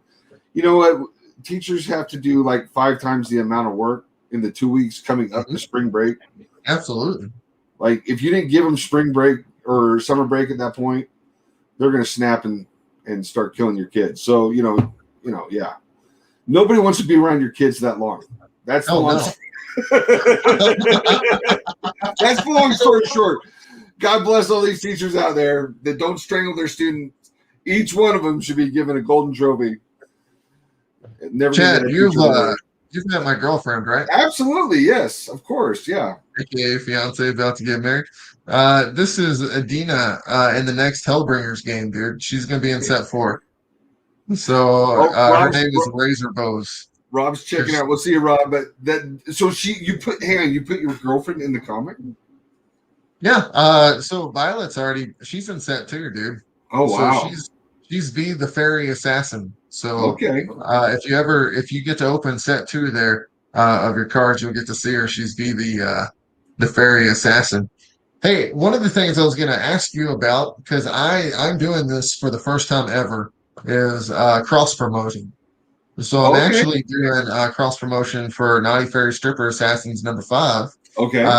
And Hellpug and Velocicock, which I thought was hilarious that these 2 would team up. And it makes sense. Russ Cassidy threw this together. Poker chips. Let me ask you a question. What do you think about cross promotion, Chad? I love cross promotion. I'm not going to lie to you. Like, I said no to everyone up until this moment. Just because you know how I am. You know how paranoid I get. You know what I mean? And it was one of those, like, I'm scared to do this. Like, I respect these people, but, like, I just don't want anybody to, like, have access to my IP or anything like that. And, you are very protective. Yes. Yes, but and when I think of that, like when they finally had to like convince me, oh, like there's no way we can like take anything from you. We're just trying to help you out here. You know what I mean? Yeah. And then once it sunk in with me, I was like, oh well, we got to do this then because this is kind of cool. Yeah, But dude. I want the that's poker what they chips right now. So I might be able to get one. I think they said they might send me 5, so I'll send you one of the ones that I get Yeah, if you for want one. sure. And then Also, my co-host Lewis Perry wasn't here tonight, but he'll be here tomorrow, ladies and gentlemen. I hope he's wearing that leather strap. Dude, so I ask people this all the time. You've seen my GI Joe, my custom GI Joe myself, right? No, I have You not. have? No, I What? have not, sir. So I've got one of me and Yoda. So my dog Yoda, Uh-huh. the little German Shepherd. Where do you get this made, dude? This isn't so. This was Law and Order's dog right here, man. Oh He my looks heck. just like my dog. Oh, And okay, then, okay. But look at this guy. Hang on, dude. You just took Yes. Shipwreck and shaved his head, dude. That's all you did. This is one of the dreadnoughts, bro. This is one of the dreadnoughts, and we took his head off and then we put it on Chuckle's body. That is Mark May all day of the week, ladies and gentlemen. If he just had some shorts and flip flops, then we'd be good. But That's awesome. Chad, who would your GI Joe be if you could have one made of yourself? What do you think the combination would be for you? Oh man, I love Cobra. I loved it. So like everybody when we were buying GI Joes growing up, like I was the guy that went and bought I just bought like millions of like the Crimson Commandos and millions of like the little Cobra guys. And because Cobra like never had as much stuff as GI Joe, and it was awesome because like everyone wanted me to come over and play with them with GI Joe because I had like the armies of the Cobra bad guys. So, yeah. So I'd want to be like, well, look, I'm half Destro already. There we go. Do. Yeah, you kind of look like Destro a bit. Just chrome me up, man. Just Silver Surfer me. Dude, you know what? I think that's who you would be. I'm not kidding. I think you would be Destro. Like, because Mike DeBalfo was definitely what was the guy that changes? Zartan. Zartan. Yes, that's Mike DeBalfo was Zartan with his long hair that he has now. He's Zartan. But he's the only one who we've kind of been able to get until you just now. Like you look like Destro. I can see it, my friend. For sure. Like that is your guy. Make the metal mask, and I'm there. So at least you got a cool one. I'm just saying. I got one of the stupid dreadnoughts with like Chuckle's body, dude. Like, great. But at least I don't look like this, ladies and gentlemen. Yeah. Hey, at least Shipwreck does not have a leather cod piece, dude. Love you, Lewis. We'll see you next show, Lewis. Yeah. Chad, it's been great talking to you tonight, my friend. Hey, you too, bud. It's been too long. It's not fair. We just didn't have enough. Like it never feels like enough time, dude. Well, like I said, just anytime. I'll let you know when I can when these other projects when I get the green light, I will send it out and I will jump back on anytime you want, my friend. You know that. You rock. You rock. One thing I do want to say to you before we get off here, just so it's official.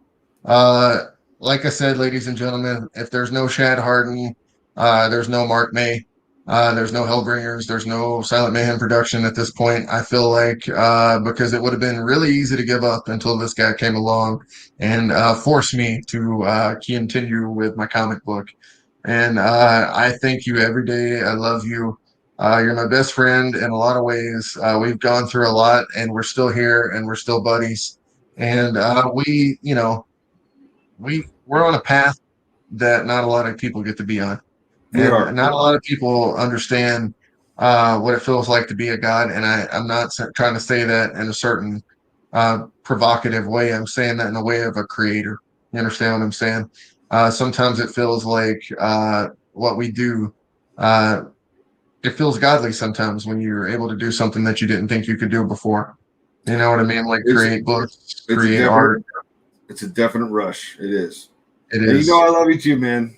So And I'm proud of you. I'm proud of all the stuff you're doing. I keep watching. I'm like, just keep going, bud. You're doing just fine. So I hope so. I get scared, man. Like my insecurities. I feel like sometimes like I just yeah. feel Hey, like I'm letting people down sometimes. no, You know what I mean? you're preaching the choir. I understand that, but remember that Theodore Roosevelt quote that I sent you?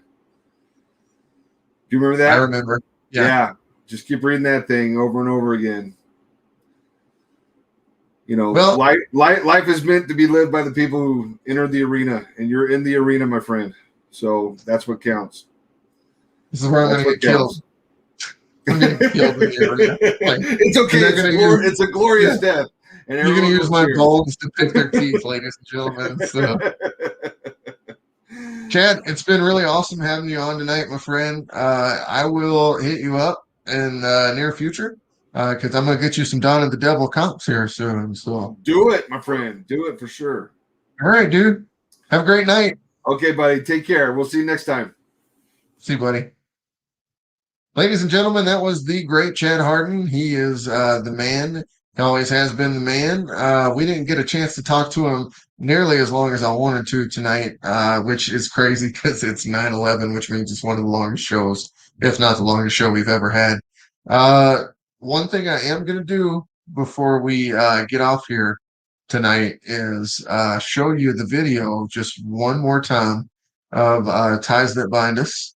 And then we are going to go to bed.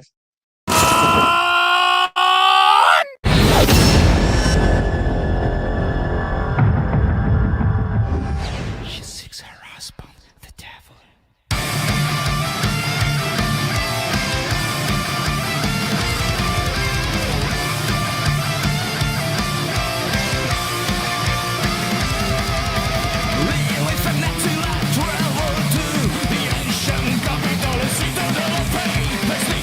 Through, they will get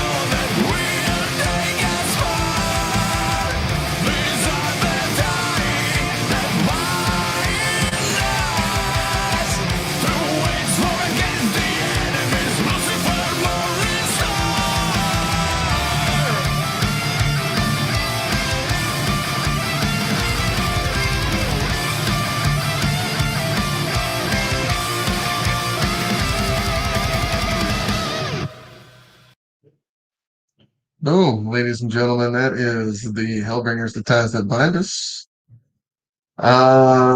intro video. So one more thing I want to show you before we get off here tonight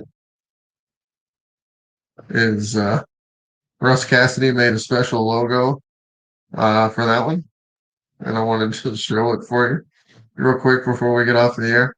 Oh my god. Oh my god.